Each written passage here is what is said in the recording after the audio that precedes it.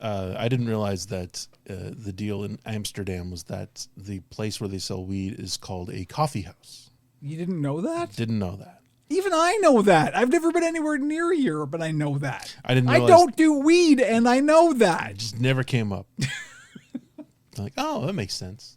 Doesn't matter now. Does it make sense? Not really. It does makes the opposite of sense. You could just as easily walk into a coffee house and come out lit. But I did not. That's unlit. That's the opposite of lit. No, they put it in the food. Oh, yeah. Okay. Brownies. Brownies. I love brownies. Oh, no, I'm in a 2000s teen comedy. Oh, no. Not a sex romp. Now I have to have dinner with my girlfriend's parents, and I'm high. Okay, yeah. So Lee's Pauly Shore. Welcome to Pixels and Puppets, the Operation Puppet podcast, the only podcast to combine the subjects of gaming, tech, media, and puppets for no easily explainable reason.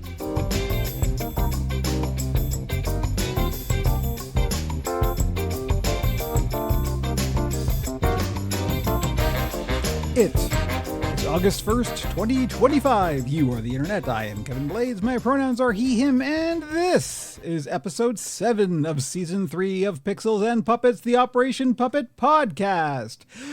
Joining me is my co-host. His pronouns are he, him. It's Andrew, aka Bat Phantom. Hi, everybody. Okay, so moving on. I don't even know how we should segue into this because it's a thing. Okay. There's an elephant in this room.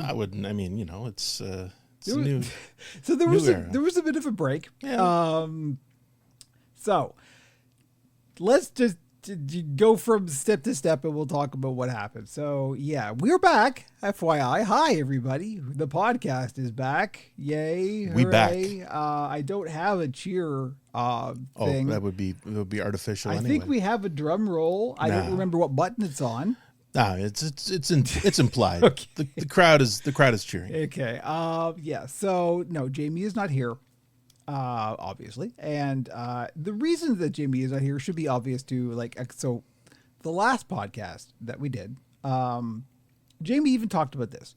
So things changed. Jamie is in a different place in his head, and he's just not gaming that much. He felt he didn't have a whole lot to contribute to the podcast, and he just doesn't have enough spoons to do a podcast. Didn't have the spoons. Yeah, correct. didn't have the spoons. And believe me, I understand not having enough spoons. Mm-hmm. Everyone has a limited amount of spoons. I get it. So when I, and even I, Jamie was still going on, and I kind of went to Jamie and I went, okay, you good? Look what's happening. So we talked it through, and I said, well, it's cool. Like if you don't have the spoons to do it, you don't have the spoons to do it, and that's fine. But in the process of Jamie kind of going, I'm not in the right headspace to do this right now.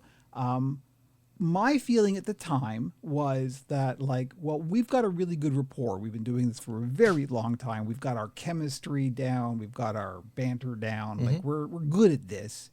As good as anybody who's amateur can be. Yeah. And there's drilling noises. Of course. Because I'm in the middle of this heartfelt story. Now the there's podcast drilling. is back, so the drilling has begun. Yeah, the podcast is back. Therefore, there's construction in my building.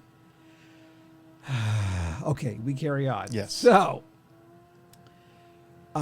Jamie, Jamie and I talked about it, and my feeling was that since we have this chemistry and this dynamic, at that time, I didn't really want to keep going if we had to do the podcast without Jamie. Sure.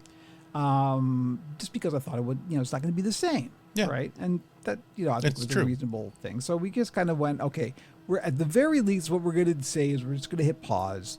We're going to go on hiatus. Yes. Was the thinking at the time. Now, I personally am still really into it. I still really enjoy podcasting, and I always did. It's just I've done it for so long now that it's just in my brain, and it's just a thing that I do. Mm-hmm. It helps me literally structure my week. Mm-hmm. I'm constantly assessing the media that I look at based on, is this a cool thing to talk about on the podcast or not? And that's really helpful. that's really a positive thing because we always try and find a positive angle to talk about things. No, Right? I'm the same mindset. Yeah, so it's nice. It's therapeutic in a way. 100%. So, and it was always meant to be conversational. Well, that's it. That's exactly it.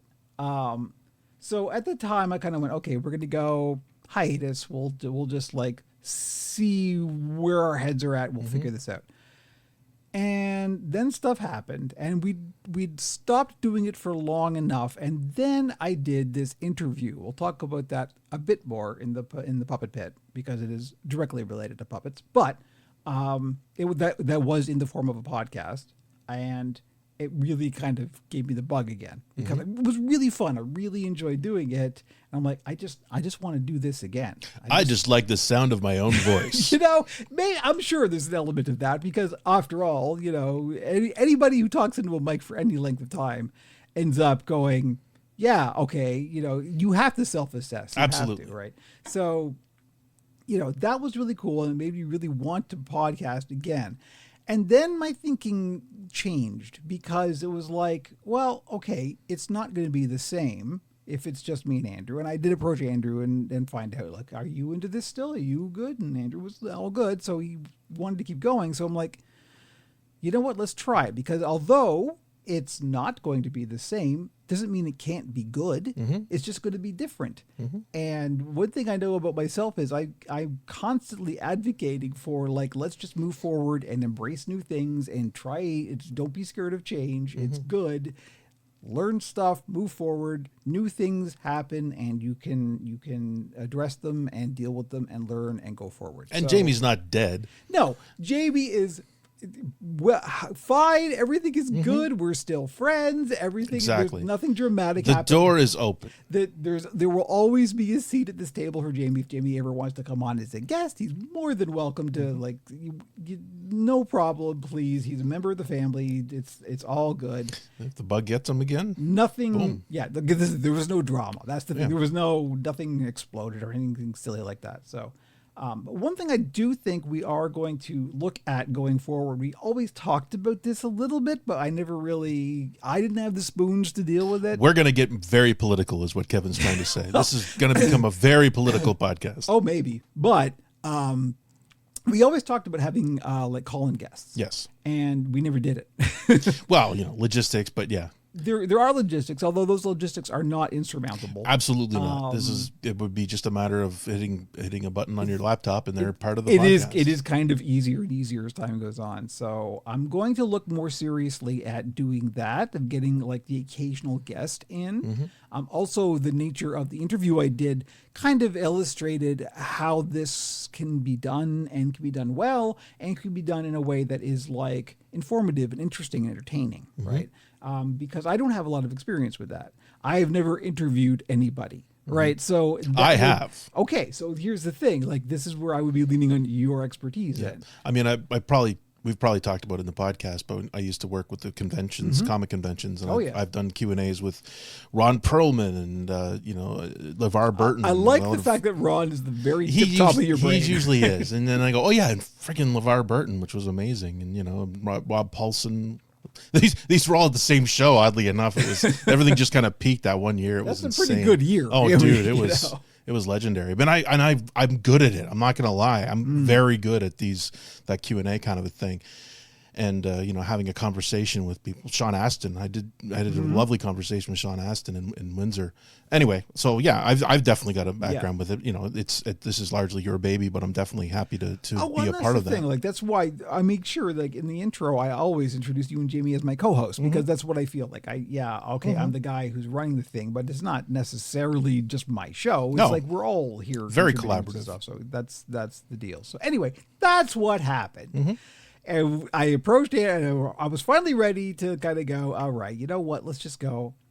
So I approached Andrew. Andrew was still interested. So I just went, okay, what do we do? Because the other thing that I was thinking was, if we do bring it back, let's take the opportunity to like freshen it up, to like do something different, to do something we haven't done before, or change the format or something.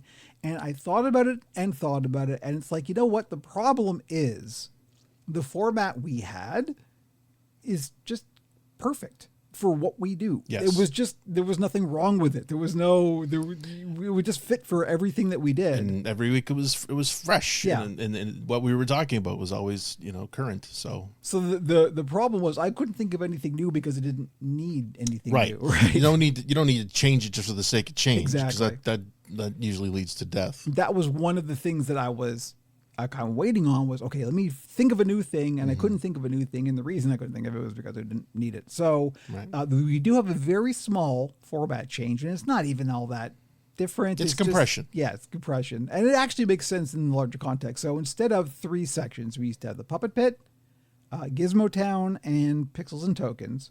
Gizmo Town was tech. Pixels and Tokens was gaming. We've now just mushed the Gizmo Town and Pixels and Tokens into one section called Pixel Town. Mm-hmm. And it makes perfect sense because the podcast is called Pixels and Puppets. Mm-hmm. We've got 2 sections, one for puppets, one for pixels. We've got 2 hosts, one of which does puppet stuff, the other of which does media stuff. I mean, everything's falling into place. Very it's much. perfect. Yep. So, Absolutely. So there we go. Welcome to the new Pixels and Puppets. How have you been, Andrew? Been a minute. I honestly couldn't remember when the last one we did was. It feels like it was in December, but I guess it was April. April. That's Yep. crazy. For my time is. I mean, this comes up all the time at our age. Time just turns into this ultra compressed insanity, and it feels like it was either 6 months ago or 2 weeks ago that we did the podcast last. Days last forever, but weeks last no time at all. Oh my god! Right? So I've when I came back, I had just returned from a cruise into the Panama Canal in March. Last time, one of the last. That was the Parrot podcasts. Snog. The Parrot Snog, and in the interim, in this last hiatus, I did another trip to Europe, and it was in London and Paris and Amsterdam. Went to GoFest. Listeners will observe that I am not sitting here seething with jealousy. Not at all. No. Kevin doesn't like to travel. But, so we saw a scooter in Margate, which is outside of London, which was tremendous. We went to Paris to do Pokemon Go Fest. And then we took the tunnel to get to Paris, which was awesome, just to have that experience of taking a friggin' tunnel from London to Paris. And then we went to Amsterdam for a couple days and didn't do the thing you think we go to Amsterdam for. We just enjoyed the vibe. I had no idea. Well, there's a couple of things to do in Amsterdam. We did a canal tour. I had no Which orifice did you focus on? I guess. I honestly didn't realize that Amsterdam was canal town. I always assumed that was like Venice, but no, Amsterdam's got a very regimented series of canals, concentric. We have canals too. Yeah, not like this. So we did the canal tour, which was amazing, and went to the Rijksmuseum, and that was incredible. And then we went back to the UK, and Matt went to the Forever Now Festival, which was fronted by Kraftwerk and and Johnny Marr from the Smiths was there. And Matt was reminded that he really enjoys the music of the Smiths when it's not being sung by Morrissey, which is great. Yeah, fuck Morrissey. Fucking Morrissey. Anyway, he went to that. I didn't want to go to a festival show, but I probably would have enjoyed it. And then we took we did the transatlantic crossing on the Queen Mary 2. Oh my! Was your pinky up the entire time? Indubitably, my good man. The high tea every day at 3 p.m. was just so fucking good. Like high tea, if you've never had it, basically for their high tea, they do a big number where all of the waiters come out, and it's white glove service. They're all in their uniforms, and everybody claps along like a bunch of white people as the music is played. And then they serve the tea, and then they serve they do the sandwiches first, and there's incredible sandwiches, and then they do the scones, and then they have the sweets, and it's so fucking good. And it's eating on the cruise ship is always a problem. It's not a cruise ship again; it's a transatlantic crossing. It's a very different animal. It's an ocean liner. Excuse me. It's the last ocean liner in operation because it's designed to do the northern crossing across the Atlantic all year. Like whereas cruise ships would eat shit if they tried to do this in December, whereas the Queen Mary's like, yeah, fuck you, I'm going to New York. And wait, is that an iceberg? No. Oh yeah, no, no issues there. We didn't see any. There was only little, one issue once. A little late in the season to see the icebergs, but they do see them on the regular. But yeah, food wise, I mean, you get up, you have breakfast, and then next thing you know, it's lunch. And then if you have lunch at 12, and then high tea is at 3:00, and you have that. And then we took the late dinner, which was smart because it's like 8:30 for the late seating for dinner. So, you're just eating all fucking day, basically. It's just great if you're into that. Really, really amazing food. Other than the financial cost is the fact that there's no way I wouldn't survive that. There's no way I can't. I'm sure you could have served. It would have been a little tricky, but there's a lot. You might have said, I need that, and then eaten it and suffered. Yeah, but no, all of my blood would have exploded. Yeah. Day 8, you would have been carted off. But it was great, and again, very mature group on that ship.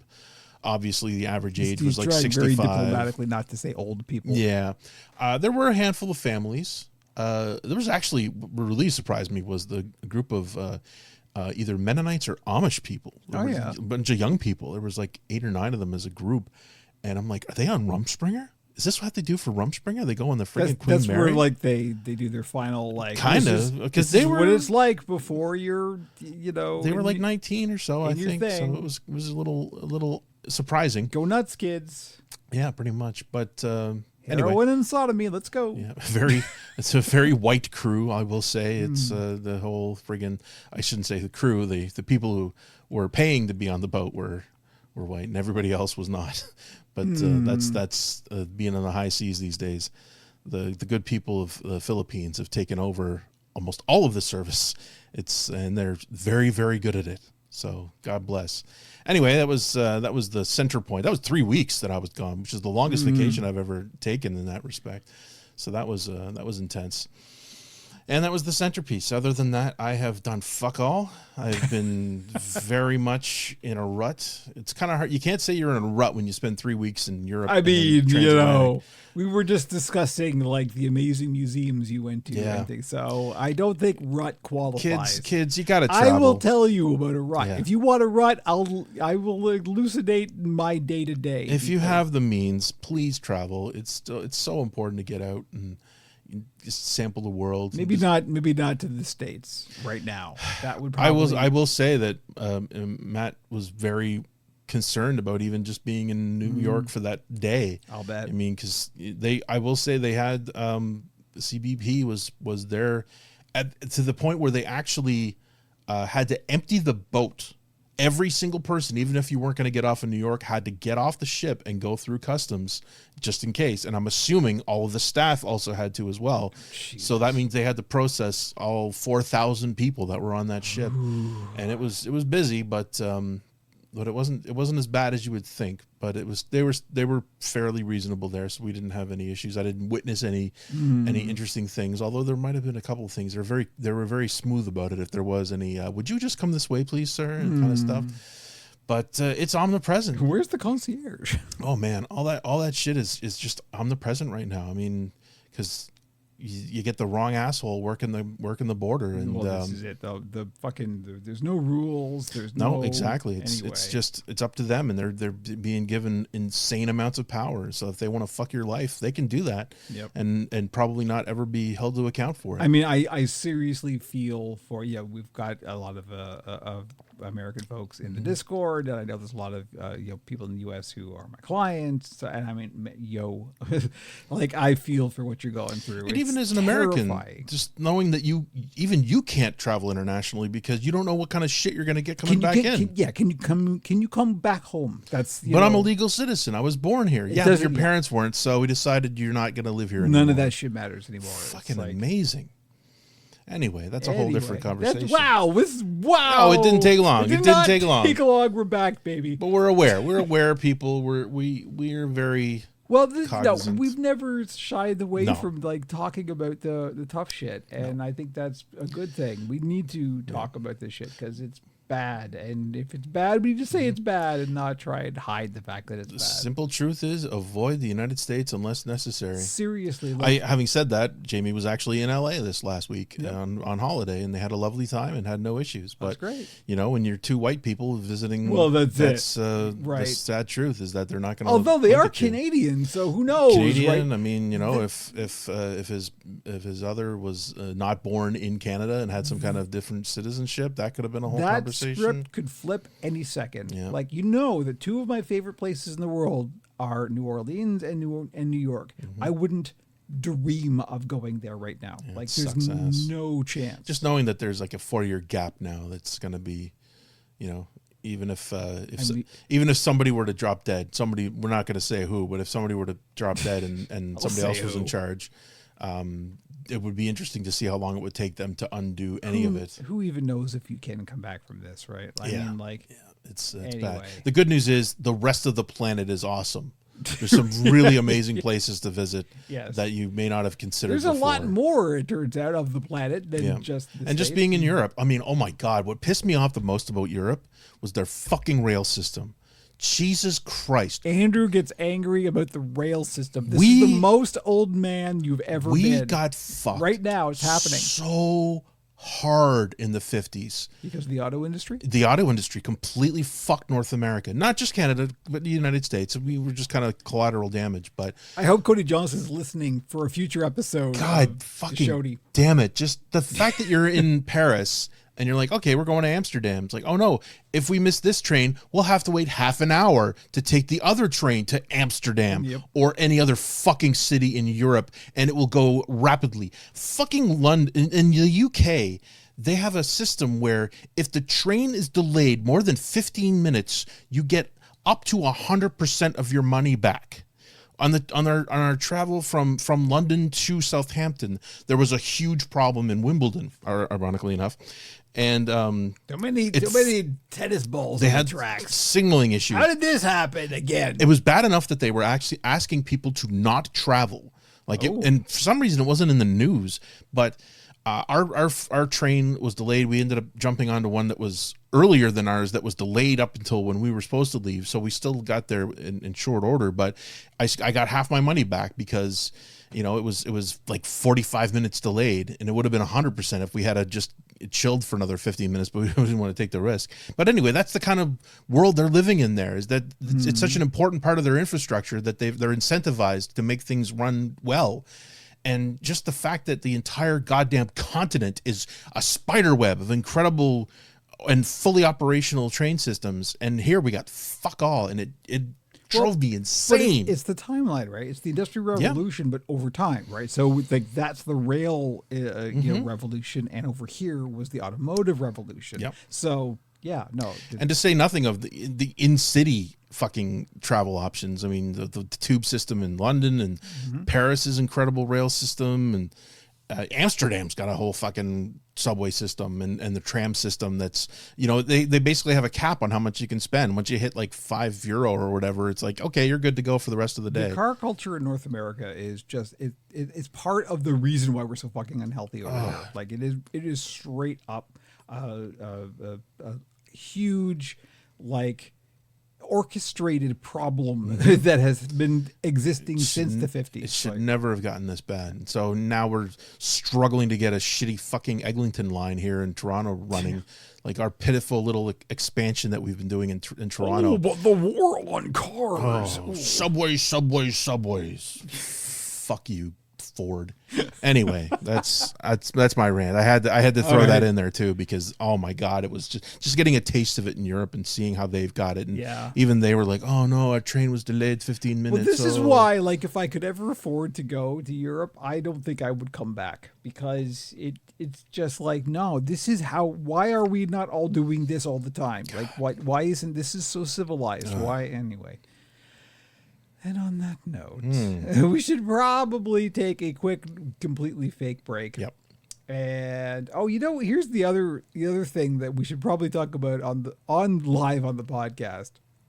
I have no idea how the timestamps are going to work now, because I used to do them by section, right? So Puppet Pit, Gizmo Town, and then Pixels and Tokens. Now there's 2 sections. Yeah, that's What's fine. the point of 2? It's good to have a little skip point. It's true. I will put those in if I ping on a particular hard shift as I'm editing. I'll make note of the timestamp. But the particular fun rant, maybe we could have rant stops. Rant points. But I don't usually listen to the entire episode when I'm editing, because one of the reasons I can edit so fast. And we usually don't need that much editing, so I don't bother. Either way. Don't worry too. I don't think anybody uses the timestamps anyway. So no, I'm not going to worry you too much about listen, it. skip around a bit. Yeah, depending on what. A lot of people want the hot puppet action, and that's understandable. They're for convenience and for the AI bots. Oh, we didn't even talk about the AI bots. Scrapers. Good Lord! So in the interim, the break, some of the emails I've been getting into the podcast, I've only ever got like bot emails into the podcast email, but oh boy. Podcast at operationpuppet.com, FYI. If you have any questions or feedback or suggestions or want to talk or want to guest on the show, we are open to that. By all means, podcast at operationpuppet.com. If you're not an AI bot, because we've got the same thing as every other podcast on the planet, we've had AI bots listening to our episodes and then like trying to tailor emails to our specific podcast. So they've been like addressing us by individual name and some of the subjects that we cover in the podcast, pretending that it's interested in certain elements, and then like hard pivot to whatever it is they're trying to hawk, right? It's like, incredible. God, it's sad. Just the idea that some companies like, we're going to sell you AI concepts to add to your podcast that you probably could have done yourself, but we're going to do it for you and charge you money for it because we were smart enough to mention it. Like, whatever, guys. All right. We'll take a quick non-break, and we will be back. I got to remember what the buttons do. That's the stig. That's the puppet pit. Okay, here we go. Here we will be back with the puppet pit.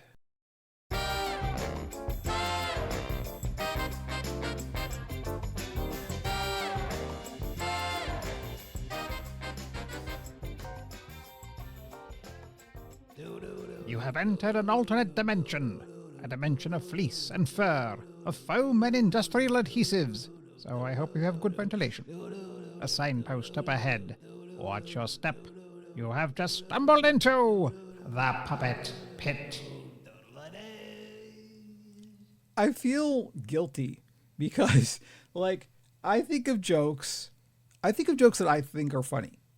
I mean, as well you should. That sounds stupid to say, but it's true. Like when I try to externalize when I think of a joke, and I sort of think, is this funny? And then if I find it funny, then I do the joke. And so the whole, the intonation of the Oracle going, sorry, I hope you have good ventilation, that I thought was really funny. And I haven't heard it in a while because we haven't done the podcast in a while. So I just literally chuckled. Look, I got to be honest. You got me on the day at the end. That's the Frankie's little fucking but I feel egotistical if I laugh at my own It's jokes. good shit, pal. You got to laugh at your own material. You just wait. Yeah. Anyway, welcome to the Puppet Pit, where we talk about the puppet side of Operation Puppet for the last 3 months. I don't know what we're even doing here. Oh, God. Okay, so I guess you probably have to compress it because you've been busy. It's not like you've been taking time off. No. I've actually had a week off in that 3 months. I have had a week off. It's smart. But so, normally during this section, the first thing we lead with is me talking about the builds that I've been doing between the podcasts. But there are too many to talk about. Just give me numbers. Oh, golly. I don't even, off the top of my head, I couldn't even say. At least 10. Wow. But the important thing is they've almost all, more than 10. Good Lord. Yeah, 10. Please. I was going to say, 3 10. months. Come on. No, a lot. Yeah.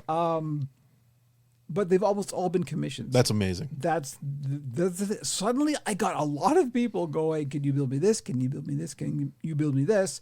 And, I'm not really in a position to kind of turn away people. And commissions are great. Commissions are fantastic. But it's really, really rewarding to to know that I've got people who will come to me and say, oh, I want you to build me this. No, it's a huge compliment. I can't do them all. but often there's some things that's like, well, I could do this, but there's so much prototyping here. There's so much, like, this is a completely new design of something that I don't have any patterns for. So yes, I could build this, but what's your budget? Because this will take 60 hours to do. Do you have 60 hours worth of budget? Right. Probably not. So, And sometimes they do. And very rarely they do. That, If and Sony that executives are looking for puppets, then they might have to scratch. Usually, what I do is and because people just don't know, right? People don't understand what these things cost and how long it takes.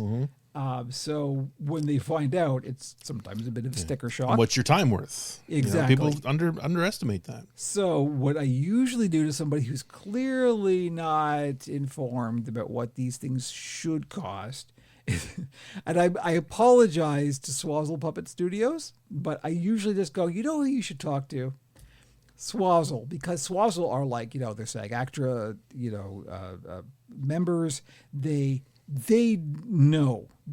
They will quote them the correct amount for what a professional Hollywood level puppet that is a completely new design will cost. And it's not cheap. So they will come back and go, oh, okay, yeah. How much did you say, Kevin? Yeah. Oh.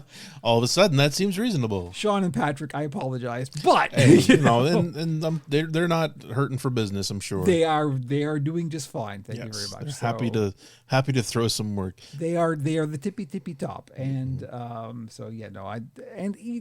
everybody knows each other in this whole industry, so everything's good. Nevertheless, I have had enough commission work that the shops are now like pretty much empty. I've got there was one puppet on Etsy. We'll get to this. There was 2 on the direct shop. There are still 2 on the direct shop. It's currently not on Etsy because I put Etsy in vacation mode. Oh yeah, rightly so. Because it's the 1st, and I got a bill from Etsy today for $60. Just for existing. For existing. But so what happened was I did sell 1 puppet on Etsy, and I ship out really fast. I usually ship within 48 hours of me getting the order. So I shipped I shipped after the payment went out, right? So there was a negative amount on my Etsy account. Also, I've got $1 a day budget on my Etsy advertising account. So the combination of those 2 things made negative $60. So I owed Etsy $60 for the privilege of having 1 listing on my account. So I'm like, nah. You know what? For the moment, nah. Also, I really want to close my Etsy shop. Oh Lord, it's like everything else. It's really a shame that Etsy just collapsed. They really did. Once they stopped moderating and they started letting people drop ship garbage from China, that's just and they were being sold as handcrafted jewelry. Well, and there's a whole industry designed around like appearing like they're handmade, and it's pathetic. And the thing is, they want that. They want their in their heads, and when they sold to the venture capitalist firm, that was it. Their whole agenda is we're competing with Amazon. That was their attitude. That was the end.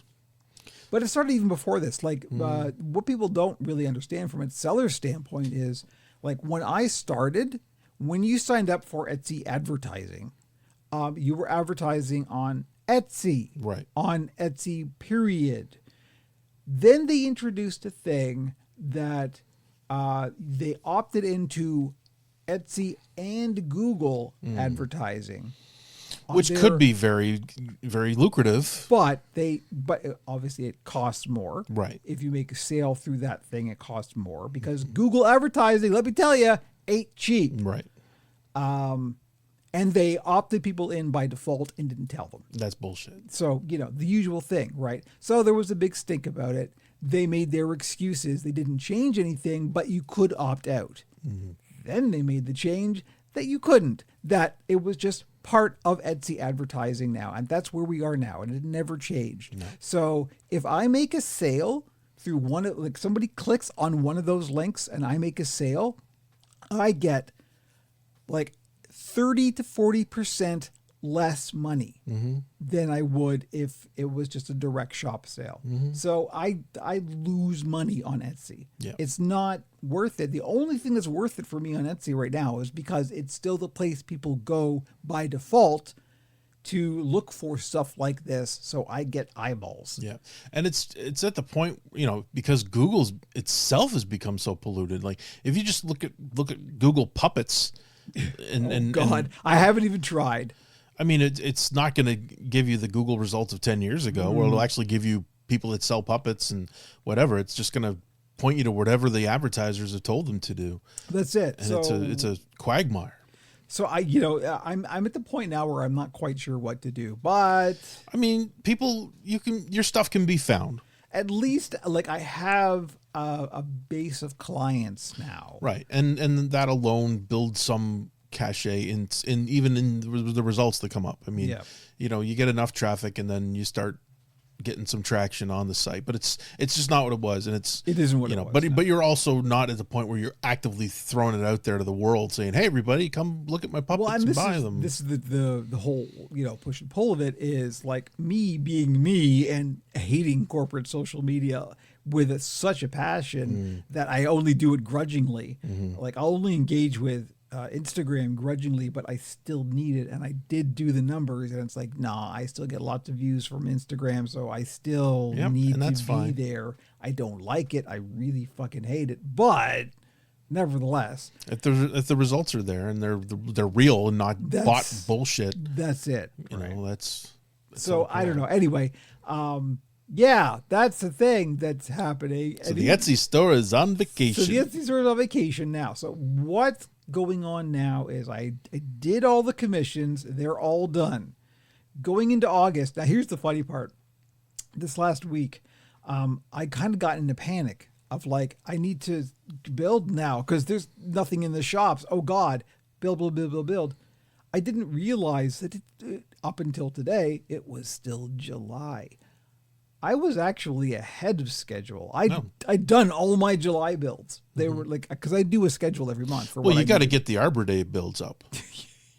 I should like just do Ents, or Labor Day Day puppets. Ents, actually, that's a good idea. The Arbor Day Groots, Yeah, shit. I mean, shout out Paragroot. Dude, I hope you're listening. Yeah. Anyway, it's amazing how you stumbled into these things. But anyway, that's So this week I was just like on Monday I was like panicking because like I wouldn't have the momentum, and I'm like I need to build, and it's like, wait a minute, no I don't.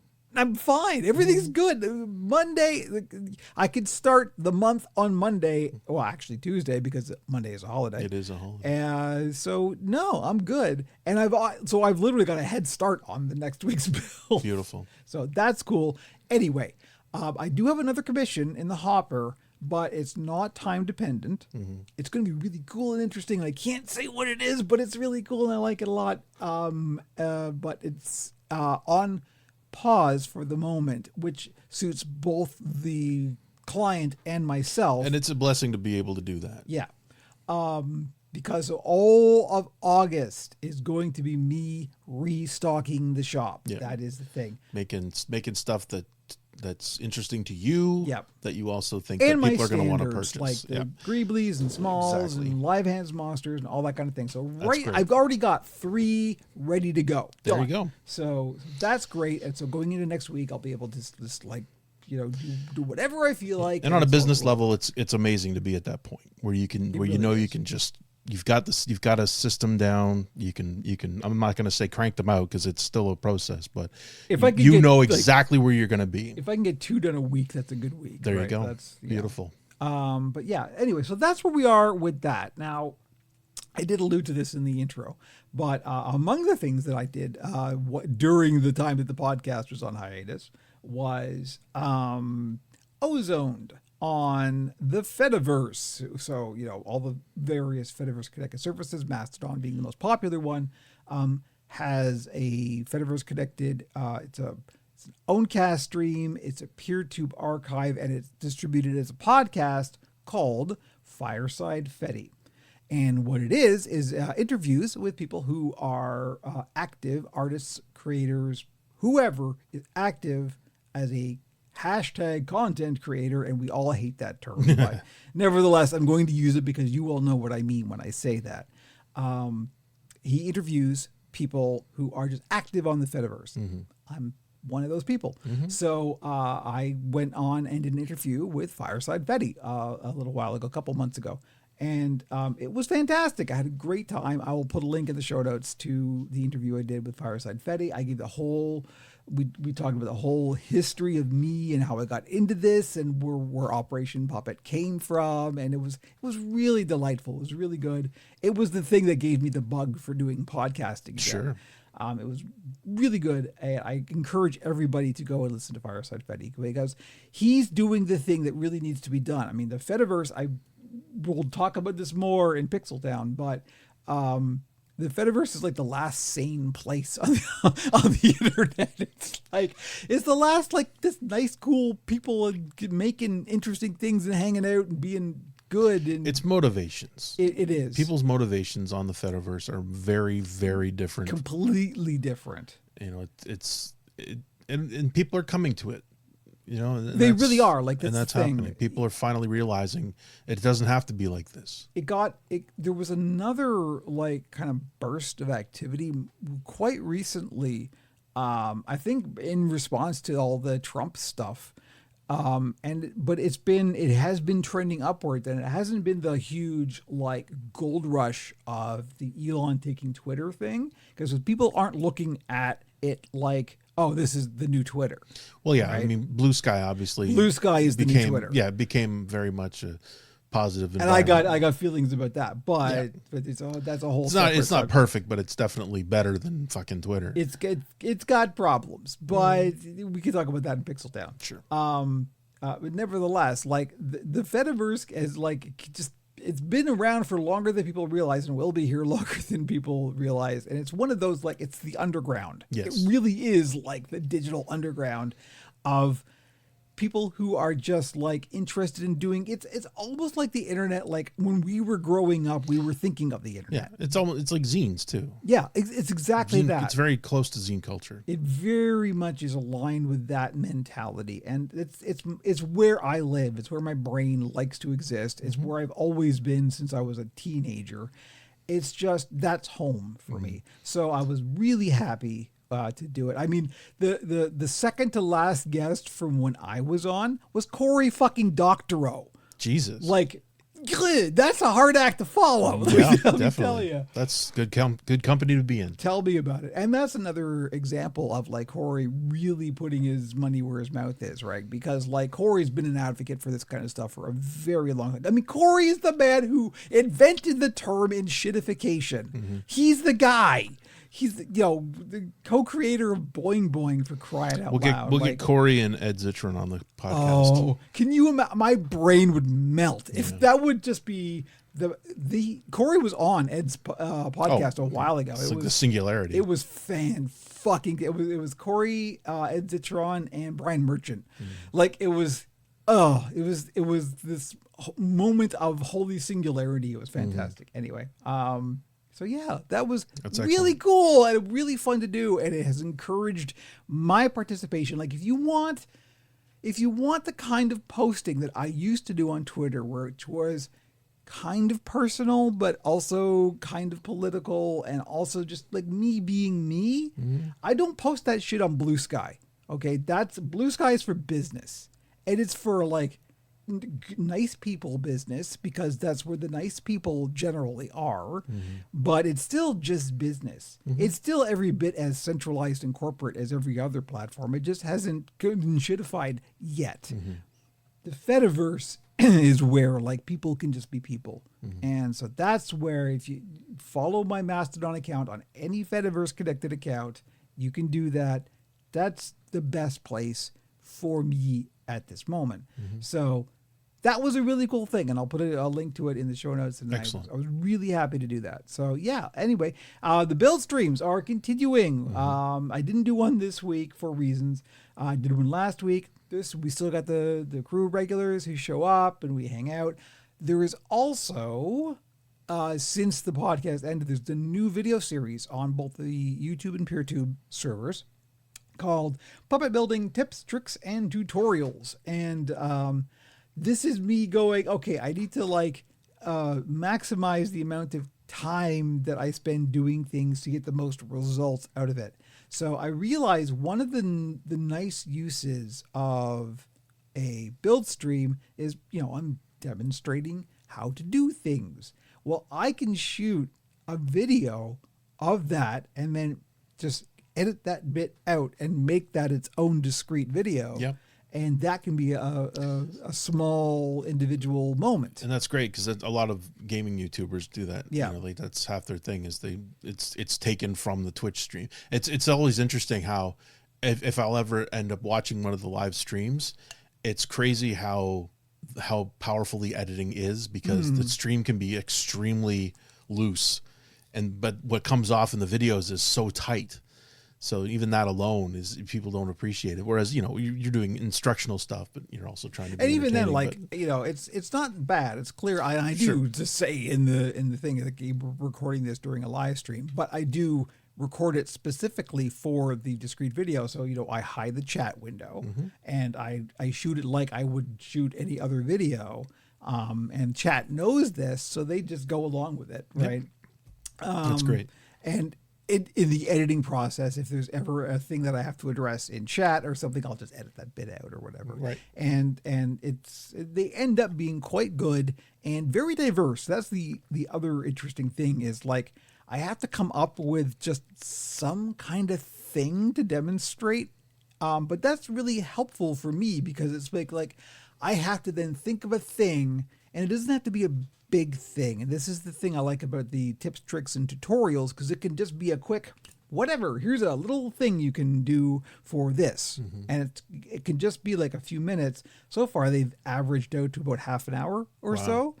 So they're very, very detailed. In a sense, yeah, but they usually just cover one topic. Yeah. But there's no like through line. There's no sequence of events. It's all like, here's a thing, here's another thing, here's a different thing.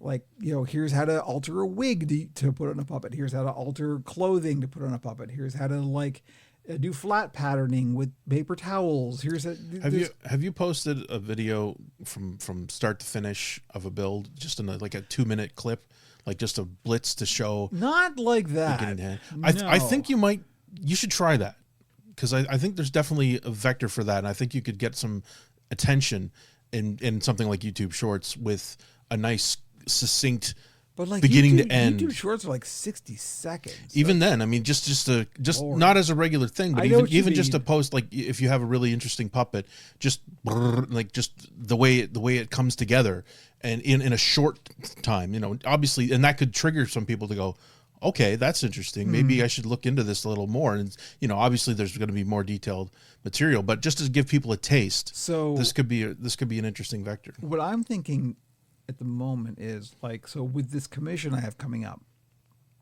it is something I've never built before. I am going to have to prototype quite a bit for it. If I were to like document that as I do it, sure, I don't usually do. I think there's definitely a taste for that. Try and edit that down. Right. And like that's the thing. You don't have to worry about filling a lot of, like, just really focus on just something visually interesting. I could even just take a bunch of stills. Absolutely. Oh yeah. No, stills is probably the better way to do it, honestly.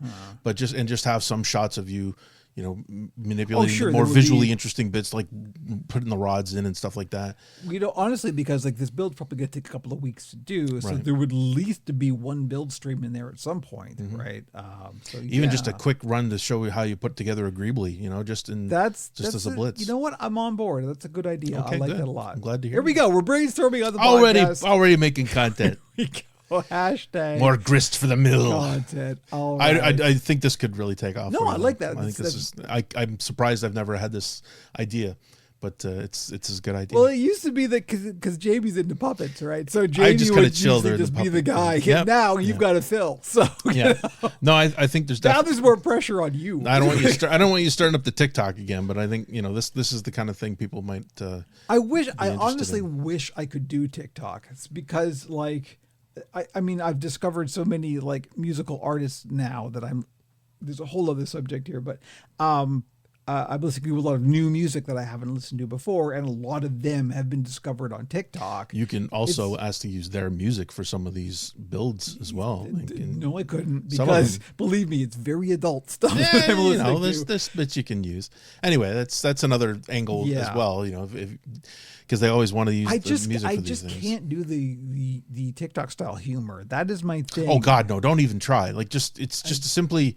I'm too old. I'm just too old. Just think of it as short form content. Don't think about it as TikTok.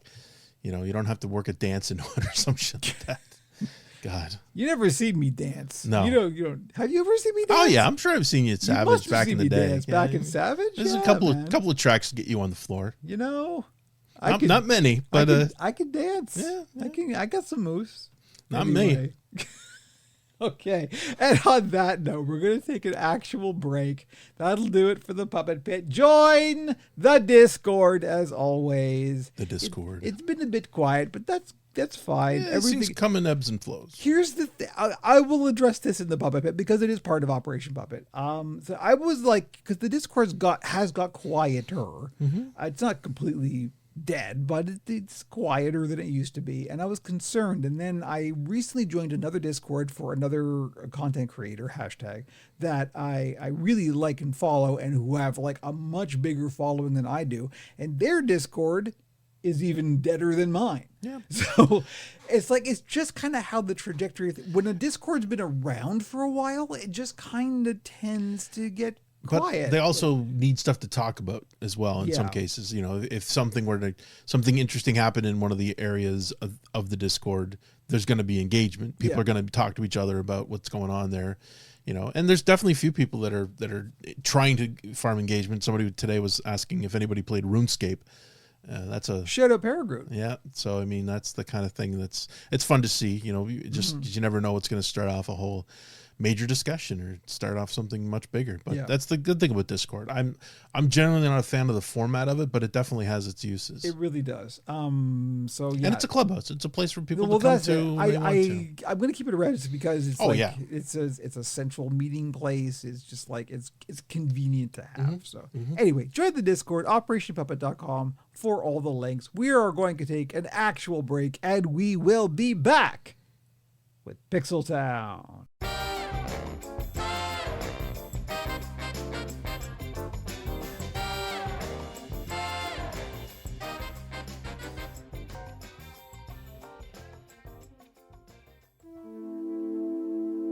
The sky above the port was the color of a YouTube video locked behind 17 unskippable ads.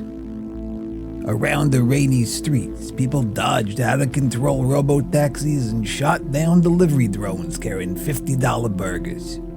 Here we fight the corporate ecologies and get excited about avoiding our phones. Welcome to the mean streets of Pixel Town.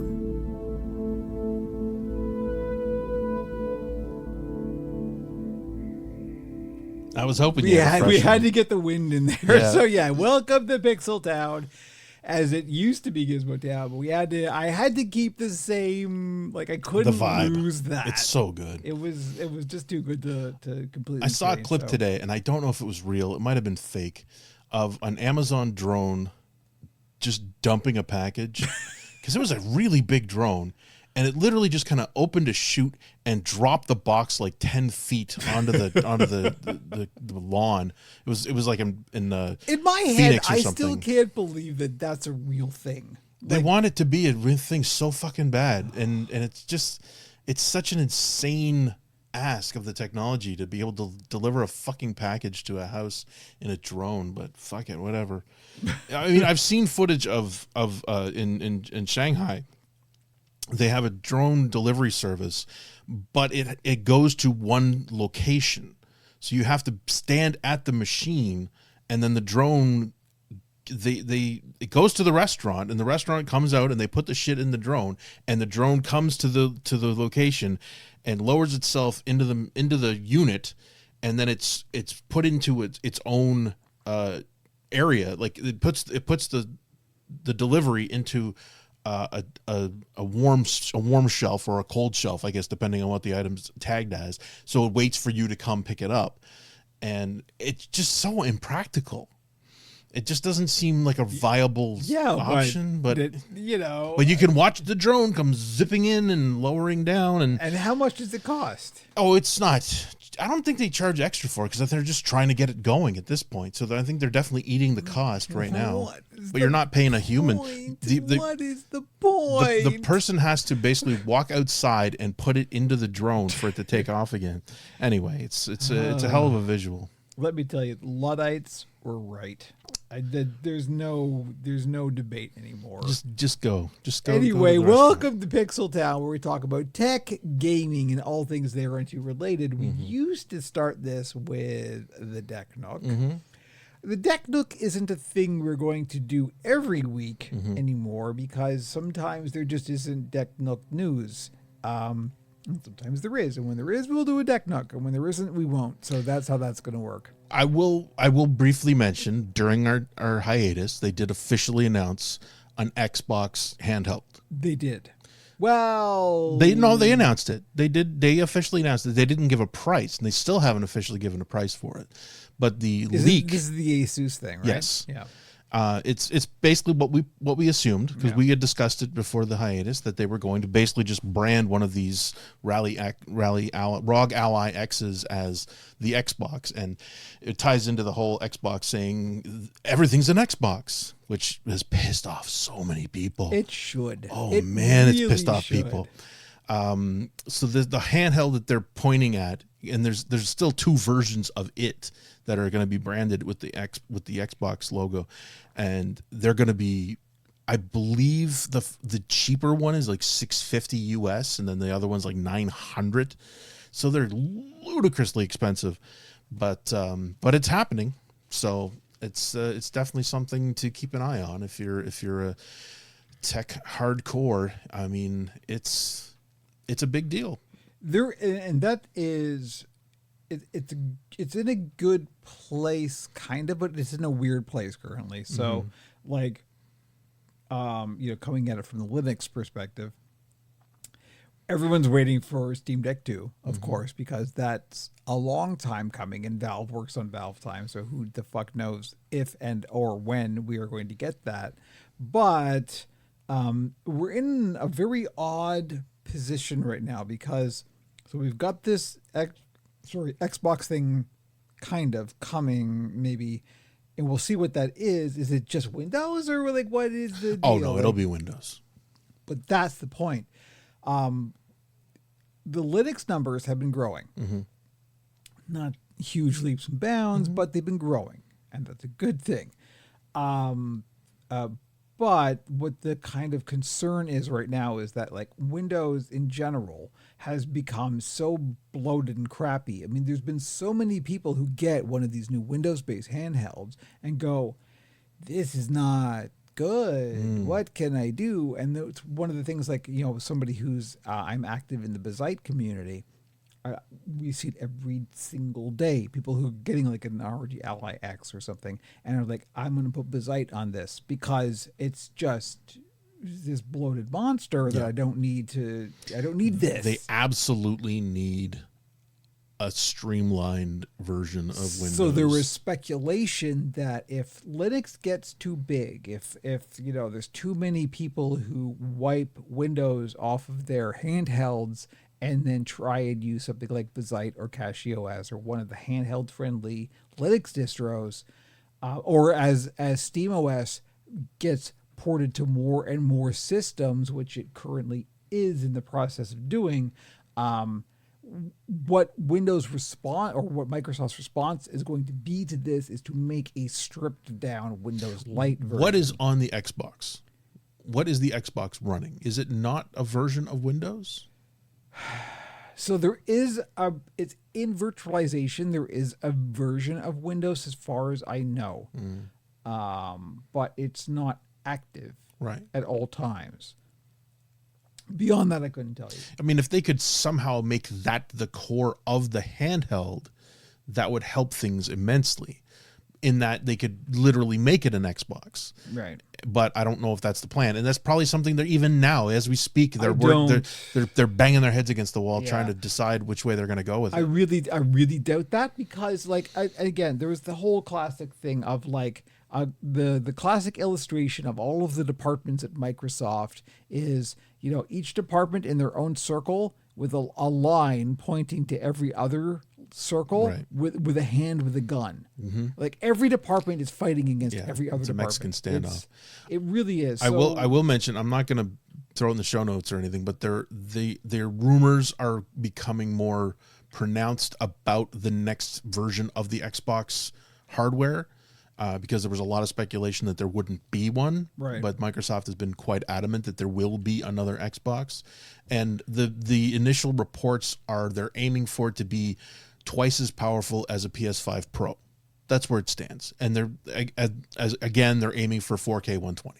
That seems to be the general target, but they said the same thing about both the Pro versions of the other hardware, 4K 60, and they haven't been able to deliver that. So whatever the fuck that we've been means. talking about this as Project Scorpio. Right? Yeah, very much. Yeah, absolutely. It just keeps coming back. So once again, and they're not talking about time frames. The assumption would be next year, I believe. Nothing this year for sure, but 2028 is the earliest year I've heard for any next gen stuff. Really, that seems very late. I would expect it next year, at least in the initial. We'll see.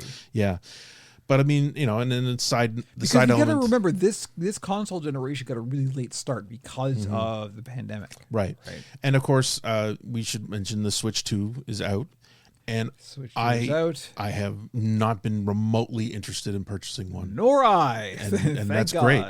And then just today, they announced that they're increasing all the prices for the Switch, not the 2, but all the Switch hardware and software in Canada, at least, is getting an increase. And it's not about the tariffs. It's just a straight up increase in price, like $10 here, $4 here, $40 for the Switch OLED, I guess. It's not a small amount, so it's kind of shocking. And it almost feels like they're just trying to make everybody go, well, I might as well just get a Switch too. I mean, I'm sure that's part of it, but also part of it is just like the costs are going up across the board for this kind of thing. And they're not going to eat it. This segues fairly neatly into the thing that I think that I would like to lead with in Pixel Town. It's like where's my head been at since we last talked.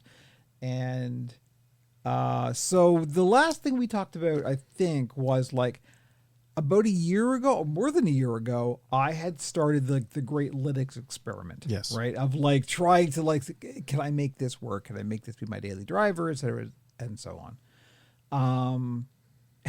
And it turns out not only yes, but like fuck yes. I have been I 100% completely radicalized. I am all the way in, so much so that I now only own one console, and it's a PS5 Pro, and that's probably going too. Like, I just haven't turned it on. Sure. Like, there's no reason for me to have it. It's sitting there idle. I'm still living in the denial phase where I have these massive libraries that I feel like I'm going to get around to. I was like that too, because I was like, I held on to at least one, because I had 3 Xboxes at one insane, point. but yeah, I get it. It is insane. And I only intended to have 2. I ended up with 3 by accident, but that's a whole other story. But no, I was still holding on to 1 because I'm like, okay, I have this giant library on Xbox. Yep. It would be foolish and shooting myself in the foot to like lose it because I'm angry at Microsoft or something. Yep. And then the latest wave of layoffs happened, and they were massive and they hurt people. And I couldn't do it anymore. That crossed the moral line in my heart of like, I can't. I don't care. I haven't played any of these games in like at least a year. I have other ways to play the games I do play. I don't need this. It feels dirty to have this in my house. I don't want it. So I got rid of all of them. And that obviously fit into the the Linux mindset as well. It worked. It dovetailed into that. It's convenient that those things happen I get at it. the same No, time. I because, haven't come to that point yet, but I totally get it. And I this totally is the thing I understand. didn't want to front load all this with, because as we go forward into Pixel Town, Mm-hmm. I am going to be talking about this stuff a lot. We've made it very clear that we want people to understand that there are alternatives. It has felt like everything is inevitable, and we have made a point on this podcast over and over again about the alternatives that are out there, and people need to understand that, and people are they're getting into it. The Bazite thing is very clear. And, the idea of having, the fact that Valve has created this amazing ecosystem that works so well in Linux now, that people are understanding that it is definitely an option. And I want to make it clear that, so Linux, culturally, Linux has a problem and always has had a problem of gatekeeping and of being hostile to new people. It really, it's a serious issue that goes beyond Linux in general. It's just nerd culture. Absolutely. Right? Absolutely. But Linux has concentrated that in a really clear way. And I want to make it clear that it's easy when you are a convert to something, that it's easy to get very enthusiastic about it. But I also completely understand that people have a limited amount of spoons, right? People have a limited amount of tolerance for things, and that converting to something like Linux is not an easy path to follow. I could do it because I had the spoons to do it. Like Batacera, as for emulation, the idea of having a flash drive where all you have to do is plug it into your computer and boot off of it, and boom, you're inside a Linux distro to do very specific things, which is to say emulation. That's easy. That's something that's very easy to sell to people as a concept, because it's just boom. And I will mention there's a YouTube channel, David Does Tech Stuff. He's Canadian. He did a video this week where he was trying to put Bazite on a Chromebook, and failed miserably. Ooh, it was because it was bad. The reason why he thought it might work. Bazite is not a good choice for that. Well, he tried all of them, to be honest. In the video, he starts out with Bazite.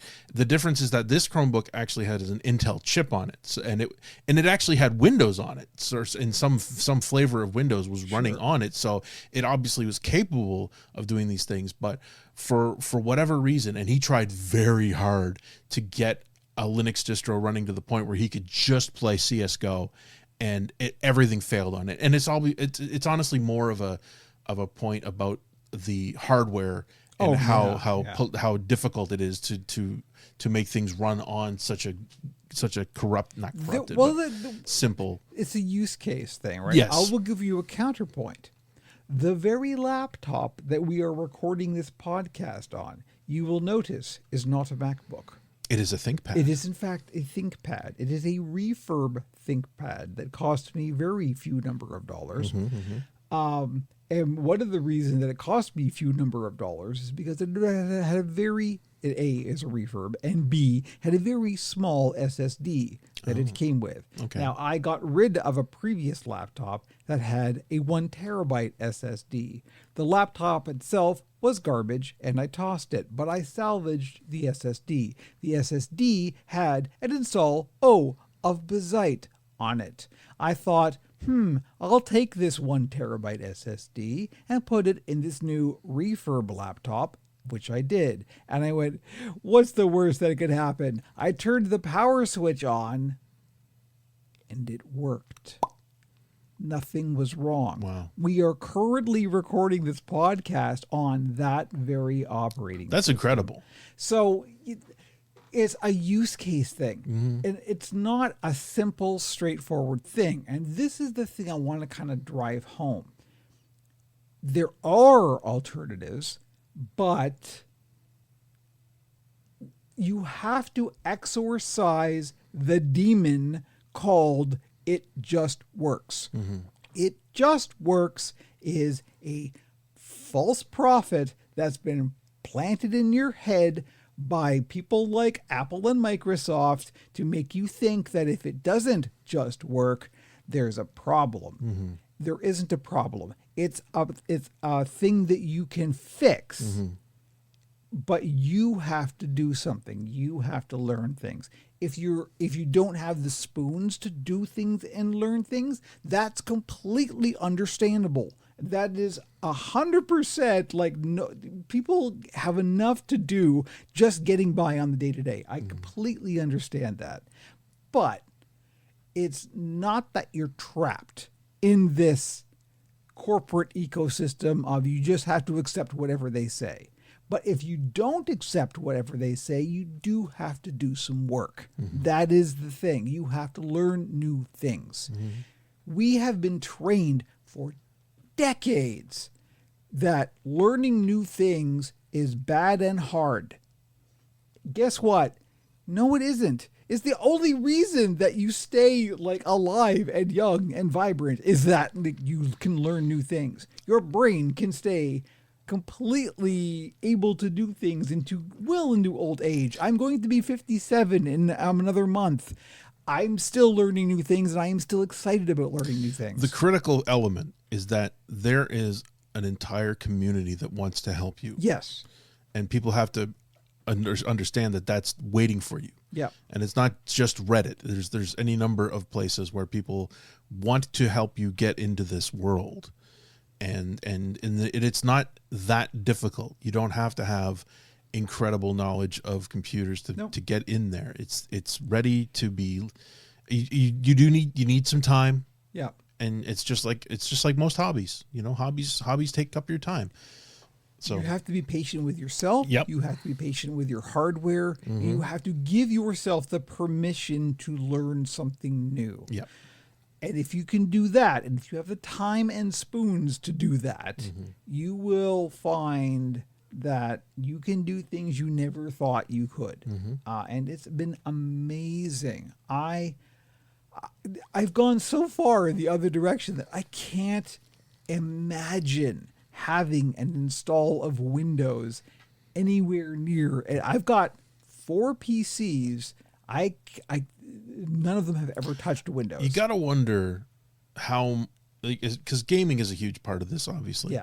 And the existence of the Steam Deck and the success of the Steam Deck has obviously been a giant reason for Linux to expand to this point.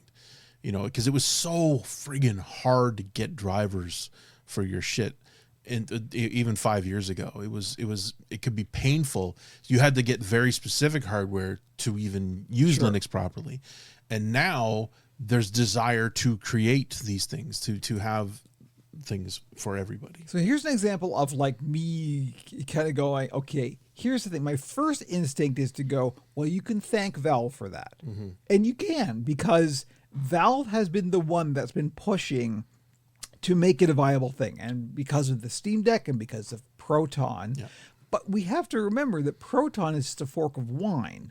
Wine's been around for a very long time. Like, this is literally standing on the shoulders of giants, right? And Valve has a specific agenda for doing this. We need to kind of get away from the good guy Valve narrative, I think, because that is a thing. And in the Linux community is very much a thing of like good guy Valve and good guy Gabe. I mean, kinda, yeah, but they still have, like, they're still a business and they're still trying to make money. And the whole point is that they don't want to pay the Microsoft tax. 100%. That is the thing. They're trying to get away from Microsoft. So there's how we do that. The fact that Linux is getting a boost because of that is kind of a byproduct, right? So we have to be cognizant of that and not fall into this kind of tribal mentality of like going, well, Gabe is great. Gabe is the savior because of Proton. Well, how about all of the people who wrote Wine before that? What about them? What about Glorious Eggroll, who's currently like re-rolling Proton into new and more advanced forms that Valve is then taking and interpreting and making into their new thing? Like, there's a whole process here, But what you have to, as an individual, have to understand is that this thing is an alternative, but you have to navigate it.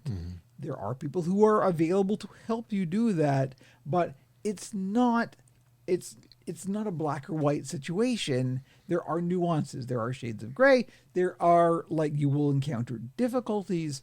You will encounter sometimes insurmountable problems. But if you use your brain and you could have the time and patience to work with the situation, chances are you can figure things out. I've had situations where I thought things were insurmountable, but eventually I was able to figure them out. And I mean, we talk about security a lot and privacy, and you know, I'm guilty of just kind of hand waving most of it. I don't really think about it much. I don't feel like I've got much to hide, but things have gotten bleak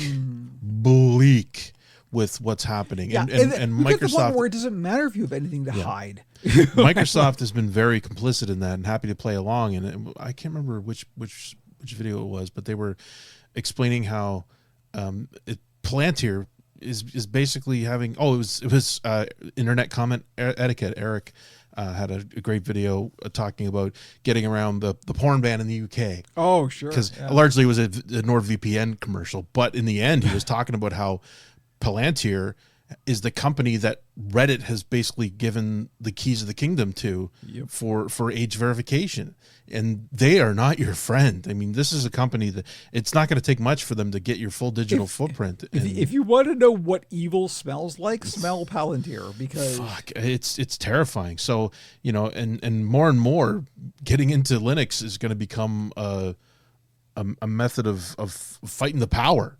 You know, I mean, that's kind of been the clarion call for a long time for Linux, but it's becoming a legitimate concern. It sounds silly and immature and idealistic, but it's also true. Yeah. Like, that's the crazy part. We are fucking headlong into some 1984 shit. We really are. It doesn't take much to see it. And it's come to that point. So it's almost it was comical for a while. How quickly we were handing shit over, but my God, the existence of this company just shatters my brain. And you know, these corporations are so quick to pull the trigger on throwing all of this data at a company like Palantir. It's incredible, and it's not going to get better. Nope. So yeah, I mean, it's going to become more and more important to get the fuck off of these areas, or at least have a barrier between who you really are and where you're going. I keep coming back to one of the last interviews that Timothy Leary, yes, that Timothy Leary, tune in, turn on, drop out, Timothy Leary of the 60s LSD fame gave. People forget that he was very active in the early cyberpunk scene. Mm-hmm. And I remember just before he died, he gave an interview in which he said, and I'll never forget this because it's burned into my brain, in the digital age, I think those are the words he said. I think he may have said the information age, but something like that. In the digital age, if you don't control what's on your screen, you are being controlled by those who do control what's on your screen. Yep. That has never been more true. That is increasingly true. Mm-hmm. So it's not a matter of like, it just works. Mm-hmm. It doesn't matter if it works. If it's on your screen, you need to know about it. Yep. You need to be aware of what's happening on your screen. It's been said that, you know, it used to be that, you know, they say the customer's always right, and you convince yourself that you're the customer, but that's not the case anymore. Even especially with a company like Amazon. It's like we're not the customer, we're the product. And it sounds glib, but it's fucking true. Their customer are the ad companies. Yeah. And we are the product that are being sold to the ad companies. Like, you're not the customer. You got to understand that at this stage. You have to be able to understand that this is the new reality, and you have to start acknowledging it and stepping away from it as much as you can. I'm not saying don't ever shop Amazon. I mean, that's the problem right now is they're inescapable, but there are options. But we just awareness is the thing we keep coming back to. Just keep your eyes open. Awareness is the start, and then do something is the next step, right? And that's kind of where I'm at. Yeah. Whereas like I'm at the do something step. Like you take your shit off of Etsy because they want 30% for not nearly that much. And and coming back to Valve takes 30% off of the game sales. They're not doing this because they love you. They're doing this for money, and they're getting a lot of money. And the game companies, the indies especially, would love to have more of that money, and they really should have more of a scale. But, for now, they take that 30%. And I think the thing about Valve is like, at least at the moment, they're doing it in a user favorable way. Right. Like when I use Steam, I feel okay about that. Right. Because I know that they're supporting the kind of things that I support. There may come a time when they don't. And I mean, like, I was all glib about getting rid of my Xbox library, but like my Steam library is the same fucking thing. Like if I lose access to Steam, I lose access to a huge chunk of my quote unquote owned library. I don't own that shit. Just like I don't own my Xbox shit. Like, no. There's very few games I actually own. I mean, GOG is still at least letting take out the DRM, and you do once you've downloaded it, that's yours. They can't take that away. Of the very few good guys, I think GOG may fall into that category for now. Yeah, the danger is that they're going to get eaten just like everybody else, and like eventually somebody's going to write them a check that's big enough for them to go, yeah, okay, DRM, sure, fuck we'll it. See. Now, as at this point, they're not attractive enough to the mega corporations, but they'll just eventually eat them. Anyway, this is getting dark. but no, it really isn't getting dark because it is very hopeful. Because it is. Like when you think about it, like a year ago, I started this experiment.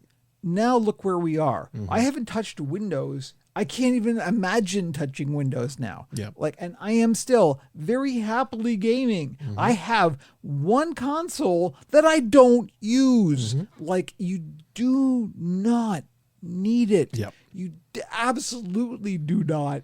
You can engage with this stuff with the exception of a very small handful of games which are actively hostile to people being on Linux. Right. Which, fuck them, frankly. Yeah, like, it's frustrating. It is frustrating.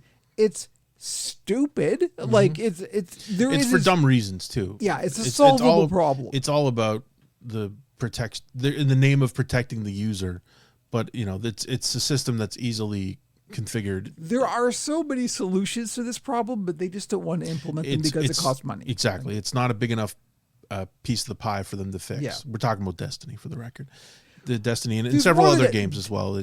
Online games that don't want to use anything. Almost every online live service shooter game is like this. Oh, except one.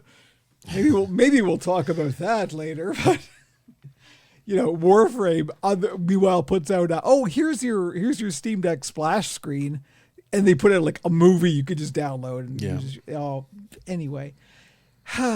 DE, I love you. But that's the point. There is hope. There is something you can do. And here's the fucking amazing part. It costs you nothing. It's literally free. It's incredible. I have reinstalled my OS, various OSs, so many times, I don't even think about it anymore. I've got a USB key with like 10 OSs on it that I can just install whenever I feel like, because I feel like, and it doesn't matter. It costs me nothing. It's incredible. It's still hard to wrap your head around that the alternative is literally free. Yeah. But what it costs, I mean, again, it's the old adage, Linux is only free if your time is worth nothing. Mm. It does cost you time. It does cost you thought. Yeah. Right. If you've got that to spare, it's really worth it. It is. That is the conclusion I've come to. It's like, yeah, it's going to cost you time and thought and energy. but it's worth it. Yeah, and Kevin is happy to help and give you Believe suggestions. me, you need stuff. And I Jamie got too. you back. Jamie's still passionate about Linux. He's still part of the community. Absolutely.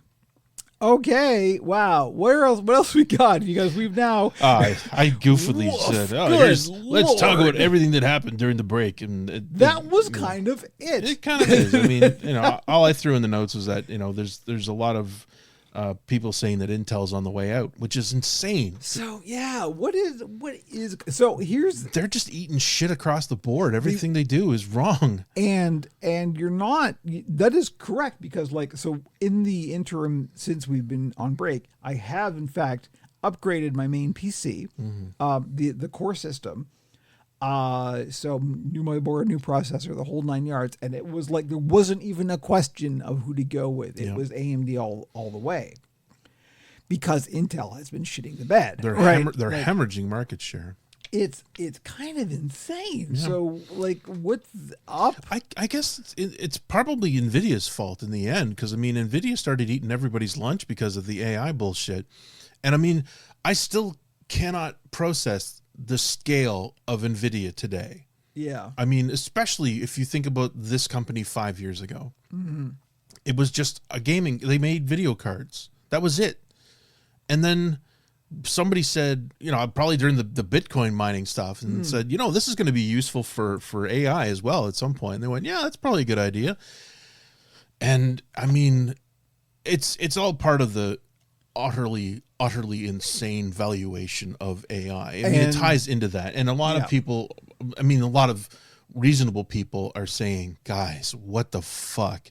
I mean, Ed, a friend of the podcast, Ed Zitron, will just tell you any day of the week. Patron saint Ed Zitron. Holy Jesus. I mean, honestly, we've said this before, and if you're listening to the podcast, and we've asked you, please, for the love of God, read some of Ed's stuff, because it's so succinct and brutal and direct, and explaining how utterly insane the world of AI is right now, and how all of these corporations are fully committed to insanity. So on a business level, the fact that there's not business people in this world going, guys, what the fuck are you doing? To quote Saint Ed Zitron, it's the era of the business idiot. They are burning billions and billions and billions of dollars in cash, literally tossing them into furnaces to fuel this AI madness. And it doesn't have any signs of ending. And Nvidia is a big part of this. This is the reason why they are $1 trillion company now. I think they're bigger than Apple or close. They're just They were the biggest company at one point. It doesn't make any fucking sense but everybody that wants to buy the hardware to fire up these AI machines, they are buying Nvidia cards, and somehow they're able to produce enough that they are now worth $1 trillion. And as Ed is wont to point out, it's all fucking party tricks. Like, oh my God. It's all companies selling their own companies to other companies to do market valuation. All of the numbers, all of these big numbers are fucking fake. It makes 2008 look like a fart in the wind. I mean, when this, if and when this collapses, it's going to take down the economy because of the absolute massive scale of this insanity. You talk about too big to fail. Nobody conceived of an environment that could have created this. Where the trillions and trillions of dollars that have been invested into this broken machine that pretends that it can talk to you, and I mean, I'm currently in the process of reading the Discworld book Making Money, which is fucking brilliant, and in which Terry Pratchett discusses kind of the theory of money, and how it's basically a shared hallucination. About what value equals, what is value, how do we view money? Money is essentially magic. It is a thing that we all agree upon that is worth something, but there's no foundation to it. There's no actual, core thing that it's built on. It is all just an agreement that we have. Even the gold standard. I mean, it made sense That's 100 years ago. A big topic of Yeah. of making money is about the gold standard. Yeah, and I mean, and that's meaningless at this point. But just it's so easy to see how stupid it is. Yeah. And what keeps coming up in the conversation is how they're going to look back on this time and say, what the fuck happened? How did people buy into this? And that's here's the funny thing. We keep on thinking of like, because in the sci-fi scenario, the AI apocalypse is all about like the AI getting too smart and outsmarting us and deciding we're the problem and wiping us out. When in reality, it's just that the fact that money's fake and it doesn't exist. And this is all smoke and fucking mirrors, and nothing is real. I mean, it's partly the emperor's new clothes. Yeah. Like, this is a naked ass emperor walking around and everybody's going, my God, that is an amazing outfit. I can't wait to buy one for myself. And people are running around naked going, look, I'm just like the emperor. You better acknowledge it. Like, yeah, he does look pretty good in that outfit. I guess we should also dress like him. And I just, it's incredible. And people like Ed are beside themselves. Like, guys, it's right here. Like, this is a company that claims $20 billion in revenue and spent $200 billion. Like, at what point does this become profitable? The answer is it doesn't. So where does it go? Where does this end? Here's how math works. It ends in the absolute collapse of the economy because so much of it is now tied into this. Yeah. And the worst thing about it is that when it does collapse, because it's going to collapse, and it takes everybody with it, these assholes who are able to read the system and know what's going on, they're going to get the fuck out. I mean, that's in the last couple of weeks, or I guess it was at least a month ago, they were tracking Bitcoin wallets, and they found some of the oldest wallets on the internet have emptied recently. Like, they sold, they because Bitcoin, that's a whole other conversation. But the fact that these people are cashing out, and there was, at least in the case of that one wallet, it was suggested that it was owned by somebody who owes the government a lot of money, and they were forced to do it, or the government now has that, and it's now Trump coin. It is part of Trump's fucking reserve or some shit. But this definitely sounds like the point where people start going, okay, I'm out. And I don't know where you think you're going to go. Like, you're going to have $1 billion or several $1 billion in your pocket. Great. Where the fuck are you going? You're going to go to Vanuatu? You're going to live on an island and hope that people don't come to just murder you where you are because of what you've done to society? Like, you're going to hire people, like, somebody's making your food, somebody's cleaning your yard, and they're going to fucking end you. And that's what's going to happen. William Gibson, you can't die yet. Please. Lord, you saw it all. It's so inevitable. Like, I don't know where they think the end line. And I mean, this leans into Elon thinking he's going to fucking Mars. Please go to Mars. Please, as soon as possible. Get on the next rocket and take your ass to Mars and be the king of Mars, and we'll happily let you go. But like this, the end game for this is bad for all of us. We're gonna suffer because of all these assholes that are just happy to play God. Microsoft lets go of 20,000 people, and it's partly because of this. It's partly because look at the cost savings we got now. What was it that the head guy Patel, is that his name? Who was saying about like, there's not going to be apps anymore. Sure. Because why would I have Excel? I could just say to the AI, do this. Like, you're sick, buddy. Yeah. You need help. You need to like have some medication. They're projecting so far beyond where we are. They're acting like we're ready for it now. And even the people that are doing good work in this world, like, obviously generative AI has some incredible power in medical, in research and finding some of these things. And there's so few really good use cases where they should be funneling the money into. Counterpoint. I'm sorry, but counterpoint. Almost every time you see every report of like, oh, AI found this new drug or AI found this new therapy or whatever, it's not. Oh, that. yeah? It's been a human that's found it. Oh. And the AI just kind of narrows. But it's still a tool. This is it. It is a tool. Absolutely. And it's just because these assholes convinced people, like, don't miss out. It's FOMO. It all comes down to FOMO. Yeah. And these people convinced other companies, like, Listen, like you're going to get left behind. when we do the video version of this podcast, there will be a quote unquote AI. It's a large language model generated transcript that generates the captions, and I guarantee you it will get a lot of them wrong because it does not understand context. It's not intelligent. Exactly. It's just This sounds like this word, and I'm going to put that in here. Yes. And hopefully But- they'll be smart enough to have a human go through it and figure out where I got it wrong. exactly. It is a tool in the toolbox, and that's all it is, and that's all it will ever be, and that's all it should be. It's terrifying, and it's just a question of when and what flashpoint is going to make. And I think part of it was the Chinese came up with that one.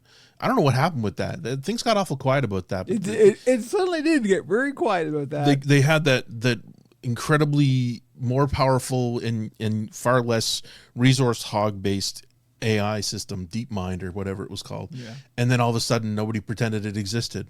Like, I don't know if they Well- just murder the people who made it, or is it just quietly the Chinese are going to just eat everybody's lunch? Because that's all it took is the announcement for that hardware that was so much better than what was being used in the United States for all. There was definitely an impact immediately on the value, but I guess they did such a good job of convincing everybody, like, no, it's bullshit. It's China. Yeah, It doesn't count. They're lying. It's bullshit. And maybe they were. I mean, they're definitely guilty of that on other levels, but that's kind of the point. That Yeah. it in the end, it is all just marketing spin. Yeah. It is just so when that. Nvidia realizes, when people stop buying, or the companies that are buying this hardware and they can't pay for it because the money doesn't exist, like the VC is not infinite.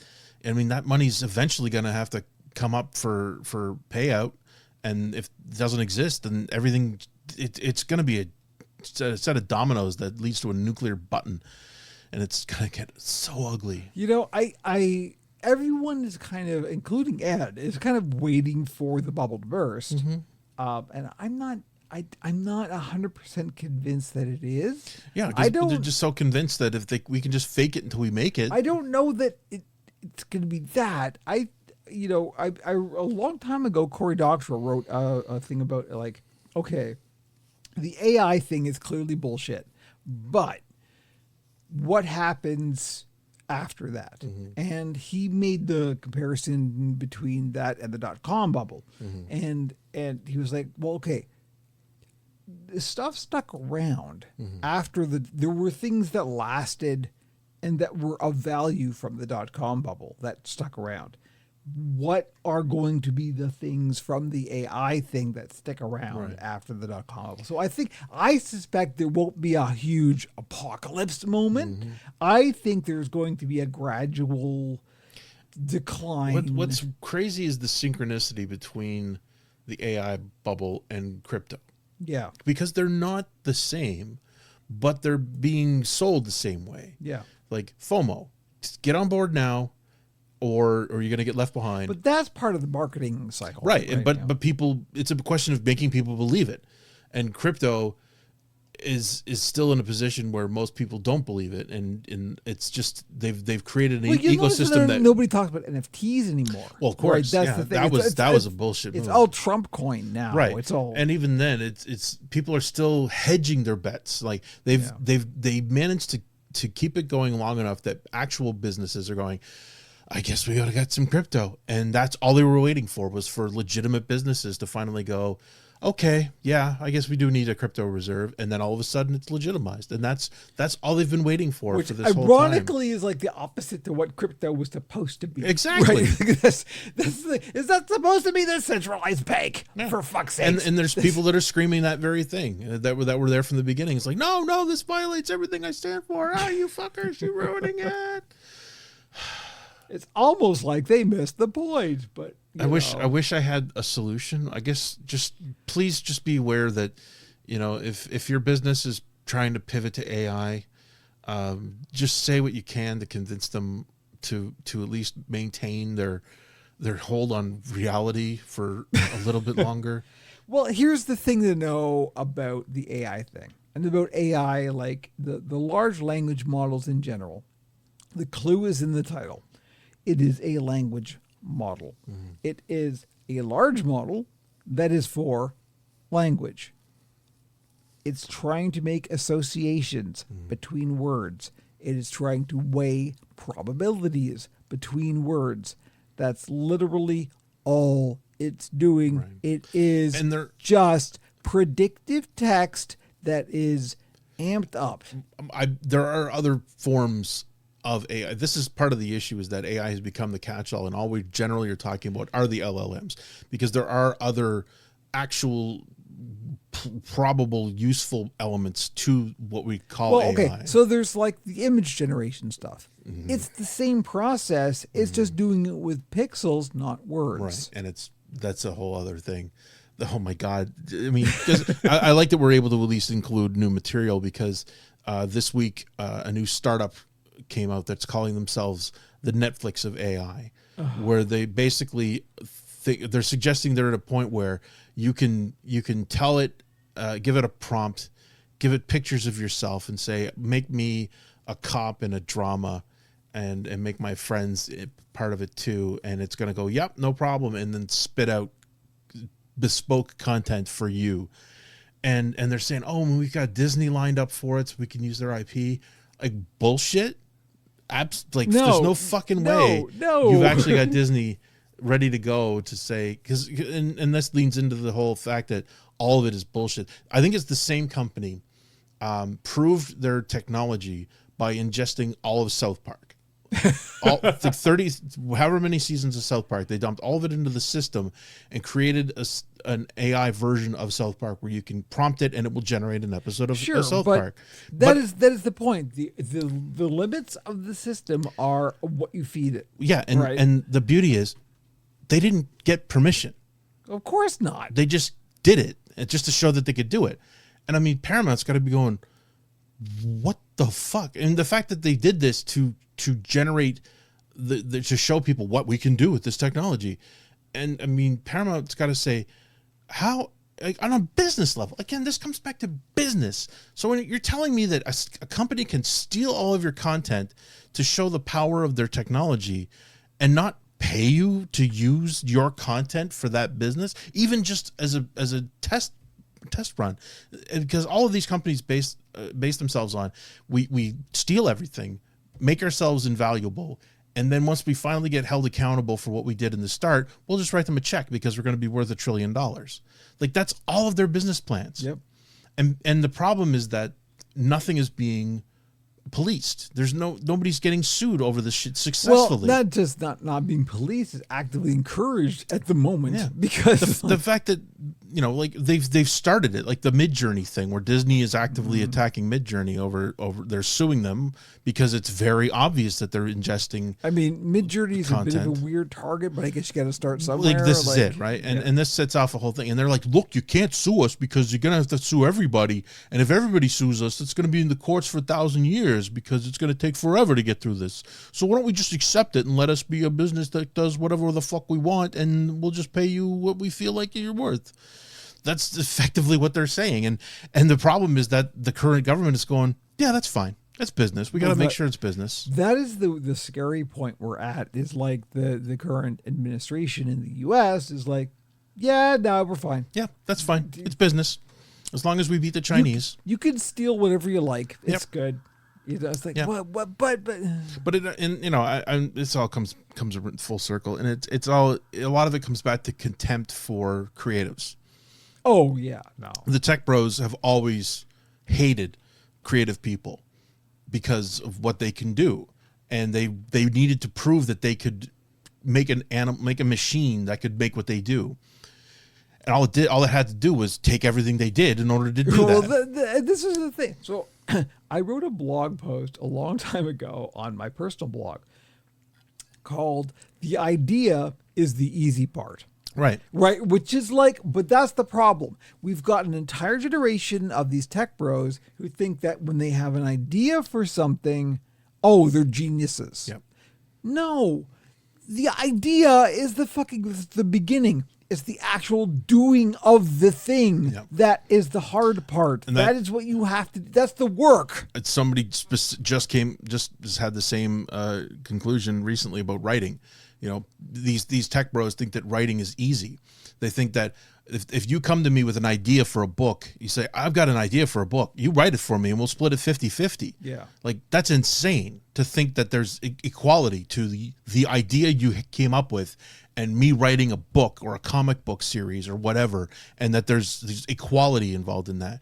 It's utterly insane, but that's their entire world. They are 100% invested in that idea. Let me tell you, children have fucking amazing ideas every goddamn second of their lives. Yep. That's not the point. That is not the thing that makes it worth something. It is the actual doing of it that makes it worth something. And they believe that they are idea machines and that's their place in the world, and that's why they should be a billionaire, because they got a million ideas. And everyone's been kissing their ass and telling them that they're geniuses. Because people think if he's a billionaire and he's just an idea guy, I can do that too, and then I'll be a billionaire. Tell me about Warframe, Kevin. Anyway, Warframe's good. Yeah. So yeah, Tenacon. Tell us about Tenacon. So wow, this is a hard pivot. I can't deal with it anymore. Anyway, tech is shit. Let's talk about games. Tenacon was really good. Yeah. Warframe's really good. So yeah, I am still. We're gonna pivot to gaming now. I don't even know how to do this. You've set Straight me up. into it. Wow, hard dive. Yeah. Okay. Anyway, gaming, huh? Yeah. No, I'm still playing Warframe a lot. It's still very, very good. DE has not let me down. I can say with a degree of confidence that, like, it's such a weird thing.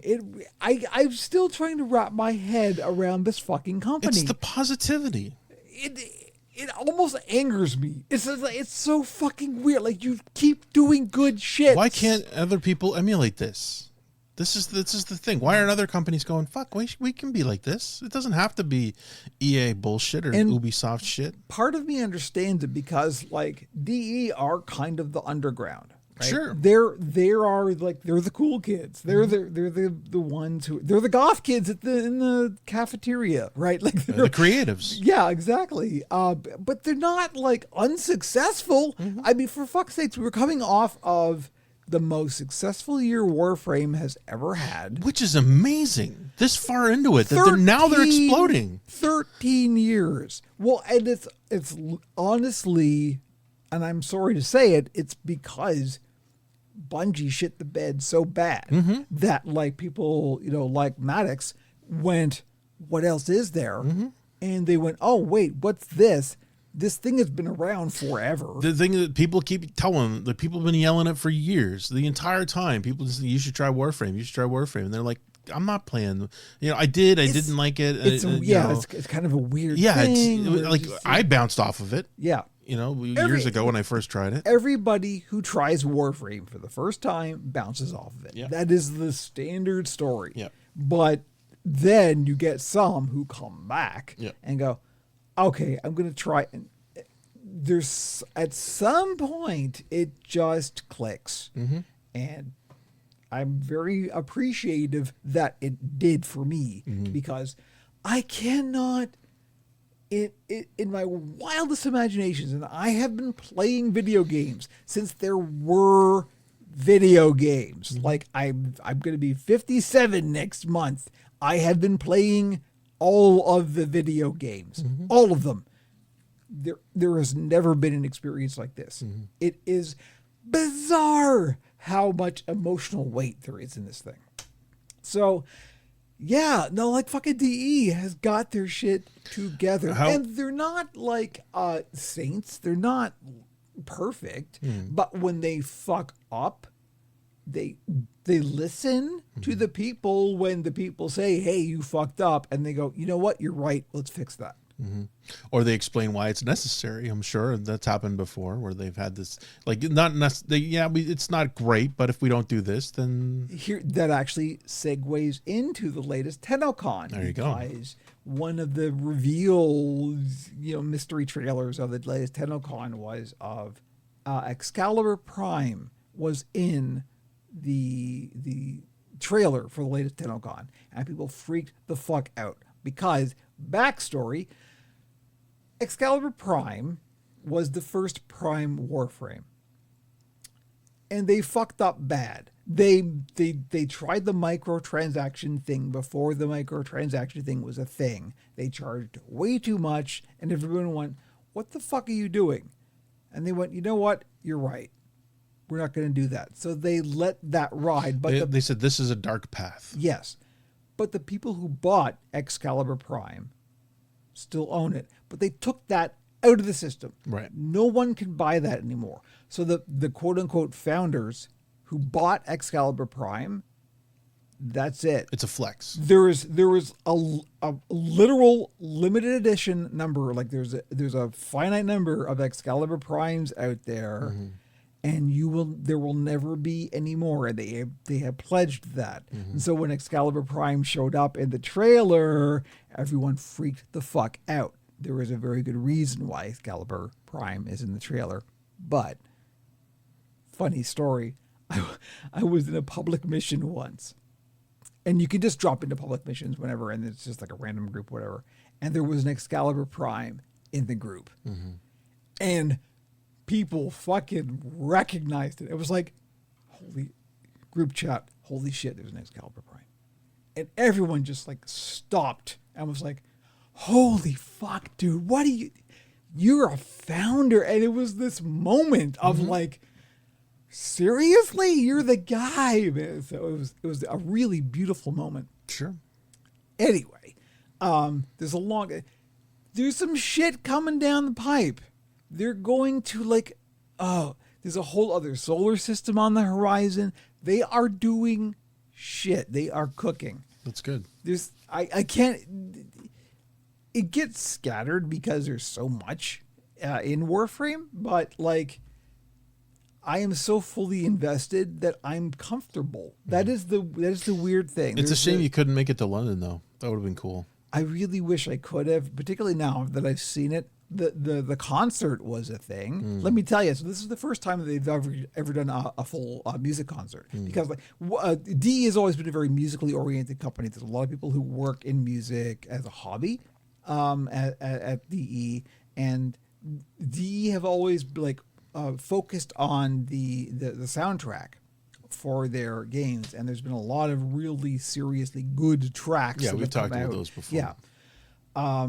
But this is the first time they've done a full, just music concert. Which is kind of amazing that it's taken them this long. It really is. But this was the right moment. It all came together. And with 1999, released last year, there was this was the most amount of music they wrote for a single expansion ever. Mm-hmm. Right? So there was a whole album's worth of music to play. So they had the kind of... They got a set list. Yeah, they had the body of material to do for this concert, and it was a fucking banger. It was awesome. There was an entire stadium full of people rocking out to the fucking Warframe band. What the fuck? Rebecca was on the bass. Wow. The game director plays bass, and she was there. I thought she was gonna sit in because everybody. That's knew some she alpha was, shit. Yeah, that's some alpha shit. Everybody knew she was gonna be there for just No, she did the whole concert. She was there for the whole. She was part of the band. It was just it was amazing. Cool. So I did a whole watch through. You can go check the YouTube and or PeerTube archive on Pixels and Puppets on the Pixels and Puppets channel of me doing the watch through of all of the TennoCon reveal trailers and all that stuff. I did a live stream of that. I didn't do the concert or some of the submit panels. Mm-hmm. There was a narrative panel. There was a sound design. It was amazing panel. that they were streaming so much of it.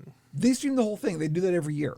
TennoCon, well, this is the other wild thing. How many other individual games, just one game, has an entire convention devoted to it? Do you want the answer to that? Star Citizen. Okay, sure. But every goddamn year for 13 years? Actually, yeah, because they've been doing it constantly. It's a joke, but they do it every fucking year, and they're so proud of themselves. It's just everybody just pat themselves on the back I'm sorry. for a game that's not even out. Star Citizen doesn't exist. Star Citizen is the big. And yet every fucking year they all get together and jerk themselves off about how great their game is going to be when it finally releases. Here's the ship that I paid $25,000 for. I'm going to be basically the king of this when it launches. It's going to be good stuff. Yeah.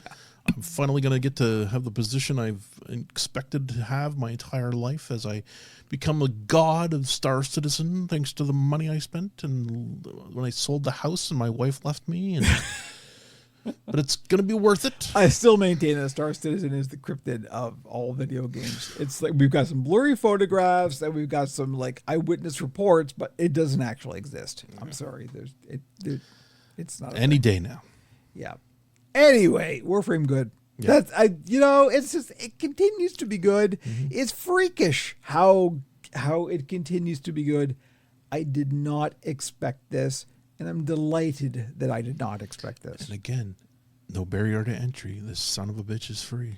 Yep, totally free to play. There's money to spend in it, but for the most part, just download it and fire it up. If you need a guide, believe me, there is a Pixels and Puppets Warframe clan. There is currently 2 people active in it. But it counts. We got a dojo, dog. It's some Christianity shit. Where more than one of us are together, we are the Gnostic Warframe clan. That's we going. Yeah, I haven't had a chance. I just haven't been playing shit. I fired up Diablo's new season.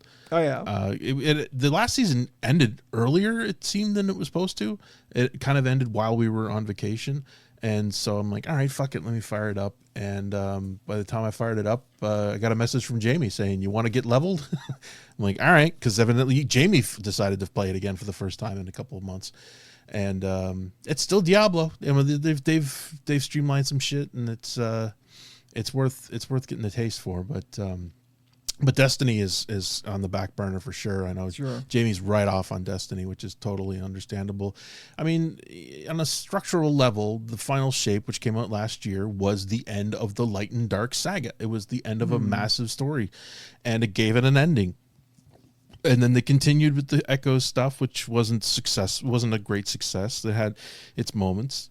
And now they've got the new saga starting off. Because I kind of got my last try at getting into Destiny was during the final shape, right? And I kind of like, okay, but I could feel that this is the end. It's overwhelming how much you missed because of Destiny. Unlike Warframe, they've severed a huge chunk of the content. You can never replay those, to the point where I think we discussed it, where it came out during a lawsuit because somebody claimed that they stole the idea for the Red War from their unpublished novel, which is insane.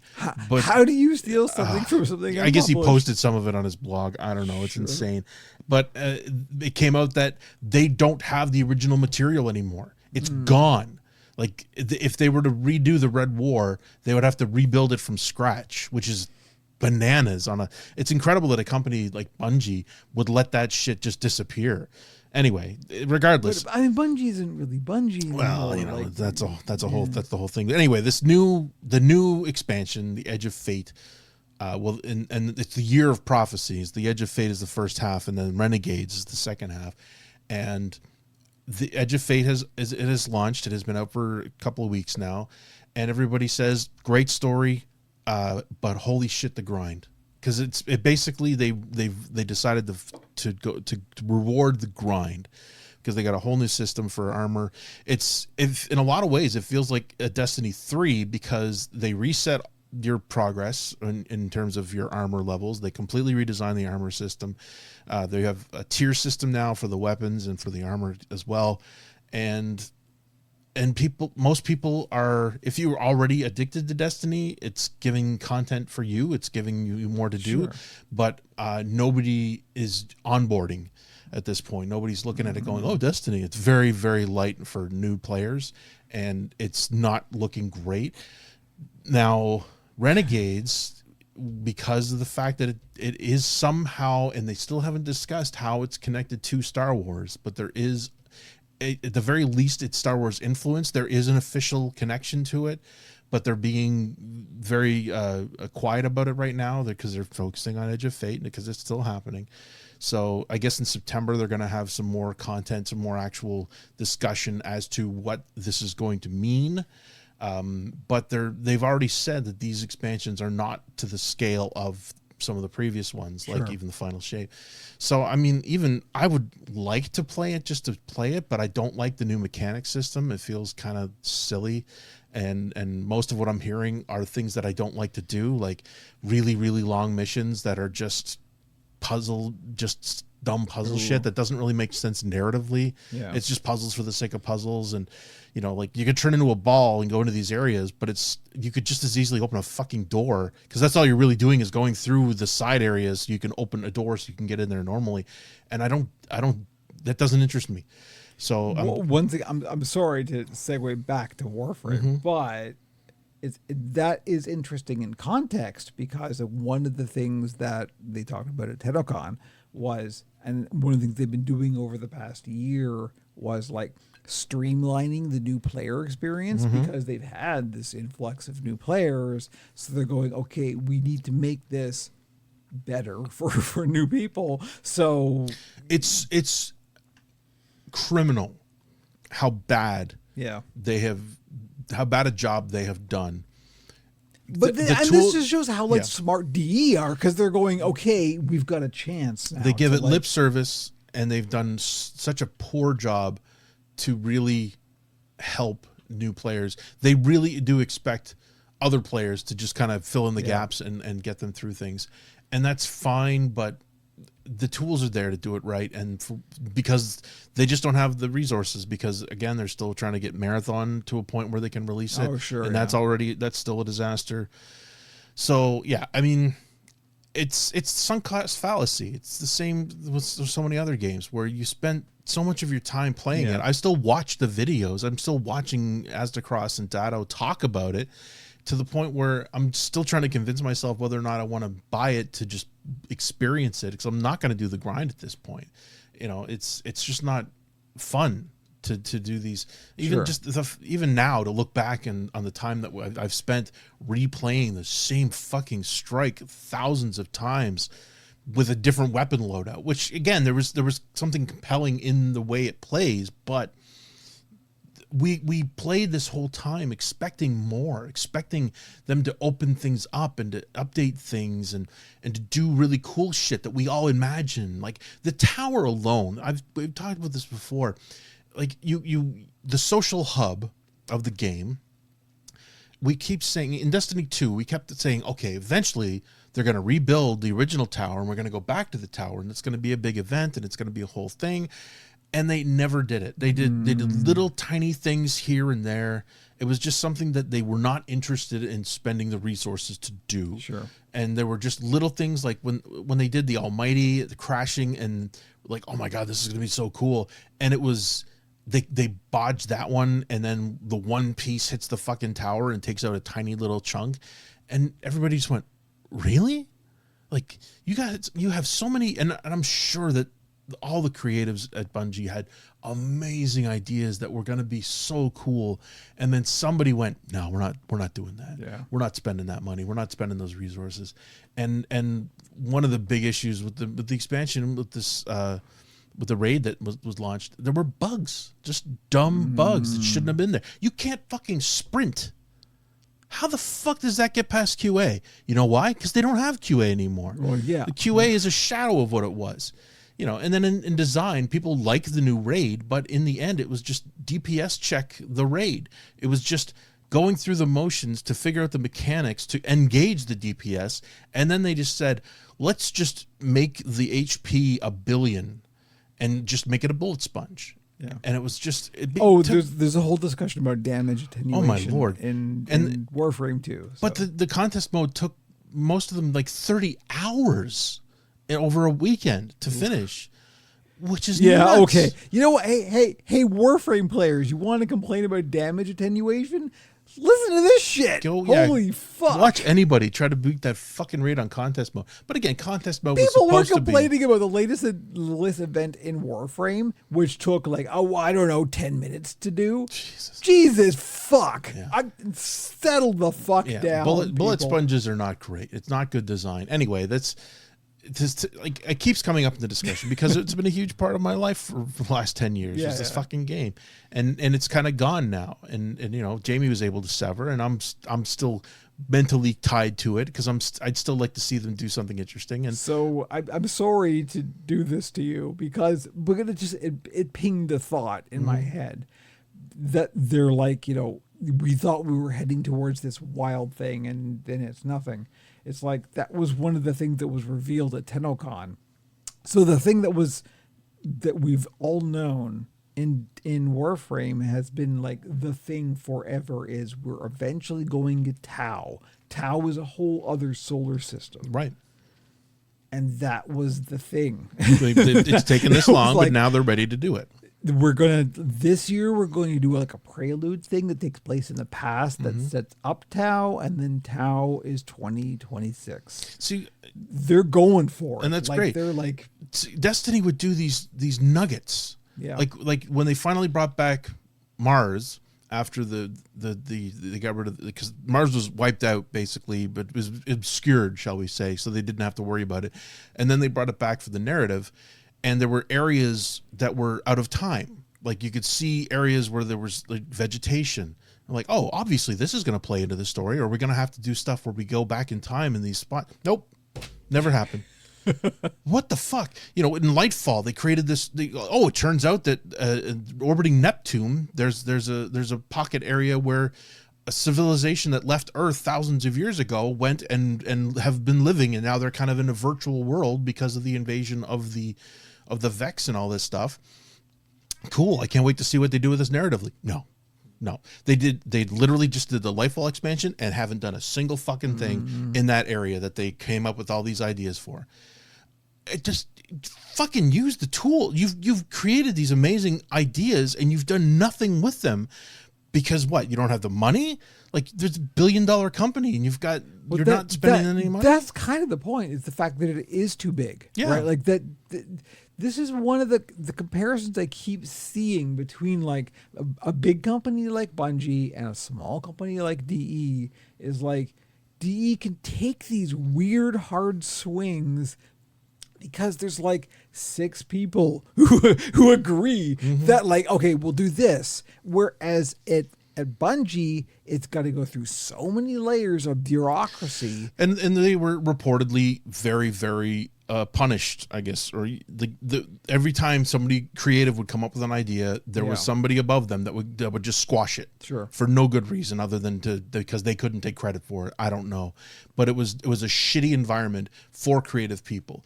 And despite the fact that they were able to do a lot, there was obviously a lot that they wanted to do that they were never able to do because of this shitty bureaucracy that they had, and that's not changing. Even though with the Sony thing and they were talking about cleaning house, I don't think anything's happened, and I don't know if anything will change until Marathon comes out, and then maybe depending on how that goes, which is probably going to be a giant failure. Because now it's just got the stink of failure, and it's so hard to get rid of that. It's happened. I mean, you've had games get launched and then get pulled back and relaunched. Like Final Fantasy 14 had a notable little rebirth, and this could happen with Marathon. But gamers have it in their mind now that it's going to be bad. You know, I mean, Battlefield 6 got announced this week finally. And they're aiming squarely for Call of Duty because Call of Duty is extremely bloated. And it's just this shibboleth kind of a thing where, you know, they can't course correct because they're just so monstrous and bloated. So Battlefield's hoping to get in there. And then you've got one of the EA guys saying, yeah, we're looking at 100 million user player base. That's what we're expecting for this. Like, are you fucking insane? Are there 100 million players? But this is how they're pitching themselves to the stockholders. And like, you've set that as your goddamn target now is 100 million players. Jesus, Murphy. Who the fuck are these stockholders? I Honestly. want to know who they are. I want their names. I want on my desk Monday. They just think that this is the kind of shit you got to say to sell it. I mean, it looks very cool. I'm not going to play it because I don't like super realistic shooters anymore in that world. Yeah, I have no interest in real world war. Like Jesus, it's like massive wars happening in Brooklyn. Like, how is that attractive right now? Like, I it want looks magic robot space ninjas. Yes, for the love of Christ, let me pop some fucking vandal heads, and just have that little puff come out. I don't want to stab a guy in the chest when I'm looking him in the eye. Fuck me, that's just disturbing. And then every time that happens in these trailers, like, all right, this looks pretty cool. Like, you fire an RPG at a building and the whole facade collapses, and you're like, yeah, that looks kind of cool. Oh, and then it cuts to shunk, like twisting a blade in the guy's sternum. Like, what the fuck? Jesus Christ! It was bad enough before, but to literally get to that stage, I'm gonna get Andrew in Warframe. Holy! I wanted to. I'm gonna do it. No, I know. We're gonna do a stream. We're gonna do a Pixels and Puppets stream. You and me. Onboarding Andrew. We're gonna onboard Andrew. I'm gonna fucking convert him. Here we go. It wouldn't be hard. It's the baptism. It's the baptism by fire. This comes back. We got to step back. Like, you would fucking love it. Oh my god. This is the thing, though. This comes back to time. Yeah, and time is spoons. It's spoons. It is spoons, and this is the Spoons Cast. Let's be clear. The Spoons Cast is good. It's pretty much, we've used the term a lot because it's true, but it's a matter of what I do with my time. Like, the problem right now is that it's the summer. Air conditioning is better in the lower level than it is upstairs, and Matt is in his office in his room all the time for work. And it doesn't cool as well upstairs. So he wants to spend time in the living room after work. And I get that. I get home after work and we'll end up watching YouTube on, during dinner and catch up on some television shows. We watched Murderbot, which is fantastic. Currently struggling through Ironheart because I know that they have a big villain reveal that I want to see. And, just a couple of shows and then it's 10:30. It's like, all right, time for bed. Boom. Whereas when we were playing Destiny with Jamie, after dinner, he would go upstairs to play and I would stay downstairs and we would do 3-man shit in Destiny. And it's harder for me to get the TV time. I mean, he would, if I said, look, I'm going to play something like Diablo, if I fire up Diablo, he'll sit there and have, he'll be on the tablet or something while I'm playing. And I kind of feel like an asshole for doing it because it's a shared space, but he's fine with that. But generally, it's just a matter of when am I going to play this shit? I finally got my Warframe runs great on the Steam Deck. I've got the Steam Deck. I've got it up and running happily. I could run it on the Odin. You can run a goddamn phone. Jesus Christ. Yeah, I mean, I've got the Odin as well. I'm kind of curious. I should try it on both to see if it's a different experience on the Odin Portal instead of the Steam Deck because it's a smaller device, but it's still basically the same screen size. So I'm curious to see how the Android client works versus the Steam Deck one versus the fucking Xbox. That's the problem. If I fire it up on the Xbox or the PS5 on a goddamn 65-inch 4K 120, I'm like, oh, fuck that. This is the only way I want to play it now because that's usually what it comes down to. Anytime I get a game. If we both end up playing Warframe, this podcast is over. Oh, yeah. Well, before it begins. We won't have a single person. Well, people will listen to the Puppet Pit and then shut it the fuck off. It's a new podcast. Unless, of course, they're playing Warframe. But yeah, I mean, and I want, again, I've got the giant fucking pile of games. Holy shit, the pile is compost at this point. I mean, it's just a matter of time and the fact that I'm talking about streamlining my time to be able to play more video games. Jesus, it just kills me that this is the actual conversation I have with myself every fucking day. Because I do, I mean, I'm gonna go home tonight, and I'm probably just gonna go to bed. Honestly, I mean, I could probably crank out another couple of levels. It's 10:30 at the moment. I know, but it's gonna take me an hour and a half to get home. An hour ago. Yeah. So and this is all part of it. But it's you gotta enjoy what you do, and this is the thing. If you can't have something that feels like a chore. Like Pokemon at least gets me out of the house, but I still feel they're doing too much in Pokemon Go. Like it's like every fucking weekend. It's Saturday and Sunday. Usually there's a separate event. Like this weekend, at least this weekends are bullshit. But the Saturday event is just a redo of an old one, which is great because people didn't do it, and so now you can go do it. But I don't have to do it. But we're gonna go out and do it anyway.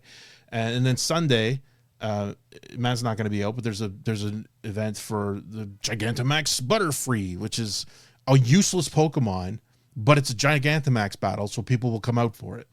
So there's another 2 hours of my day that I'm going to have to go out to Eden Center to fuck around with that. Grudgingly. This is it. Like it feels like that. You know, I mean, Go Fest in Paris. Look, I didn't talk about this, but was part of the trip was to go to Paris to do Pokemon Go Fest in Paris, in the fucking Parc des Sceaux.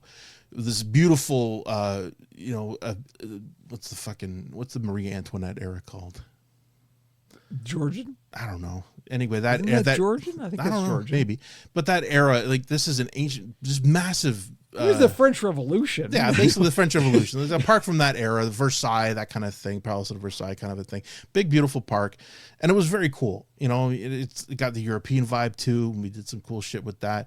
And it was a lot of fun. You know, it's a bit of a flex too when you come back and you go, oh, look at this Pokemon I got with a cool Paris background, which is only available to people that were there.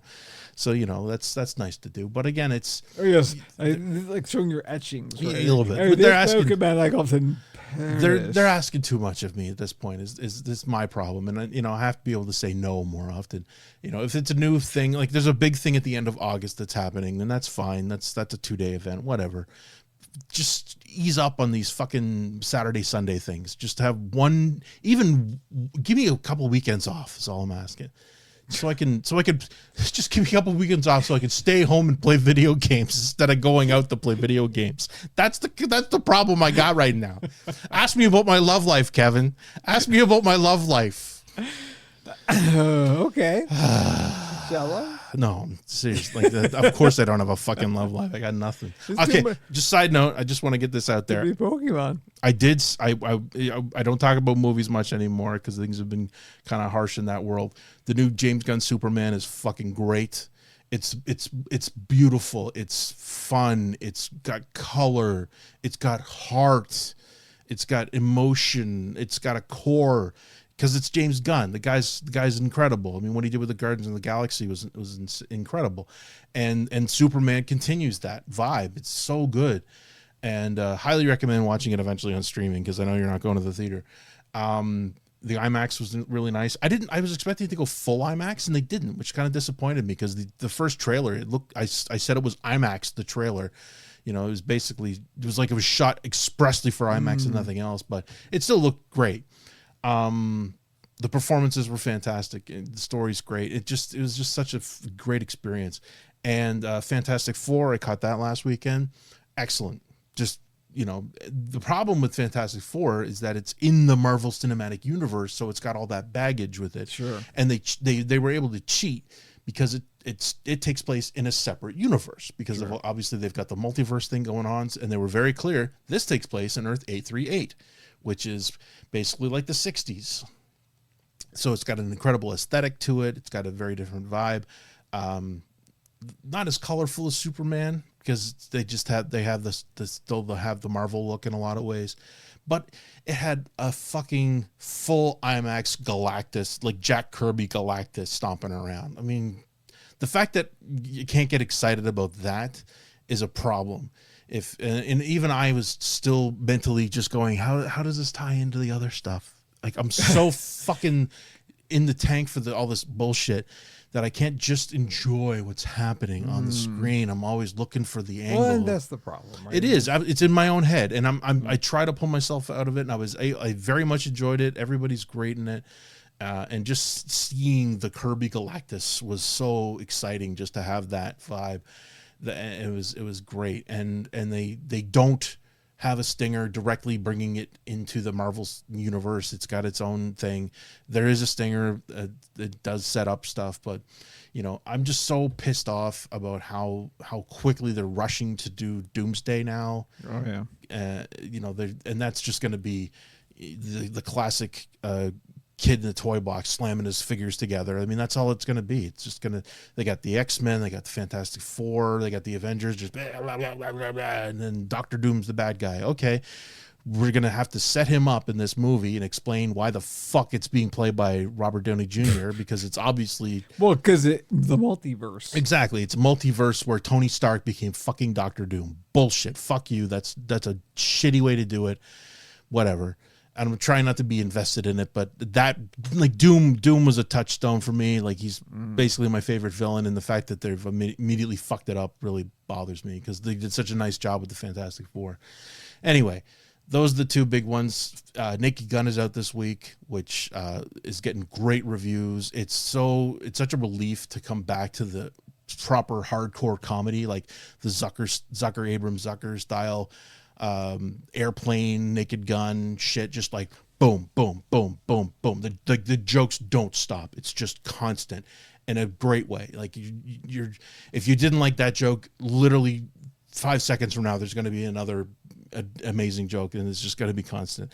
And it's basically a Lonely Island joint from the boys, and that's great. And I hope it does extremely well. It's only tracking like 15 right now, but I'd like to see them do better because we need more comedies. We need to have fun in theaters again, to get people together laughing in a group instead of just focusing on the giant comic book movies and just having the nostalgia-bastion bullshit.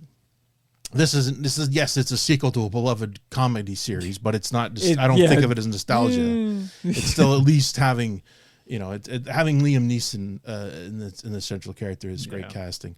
So I'm looking forward to seeing that soon. So anyway, this is kind of the last thing, and then the rest of this month there's really not much of anything of great note. And it's the same problem. I mean, I got a giant stack of movies I want to watch, and it's just a matter of committing myself to the 2 hours to watch it. The Life of Chuck.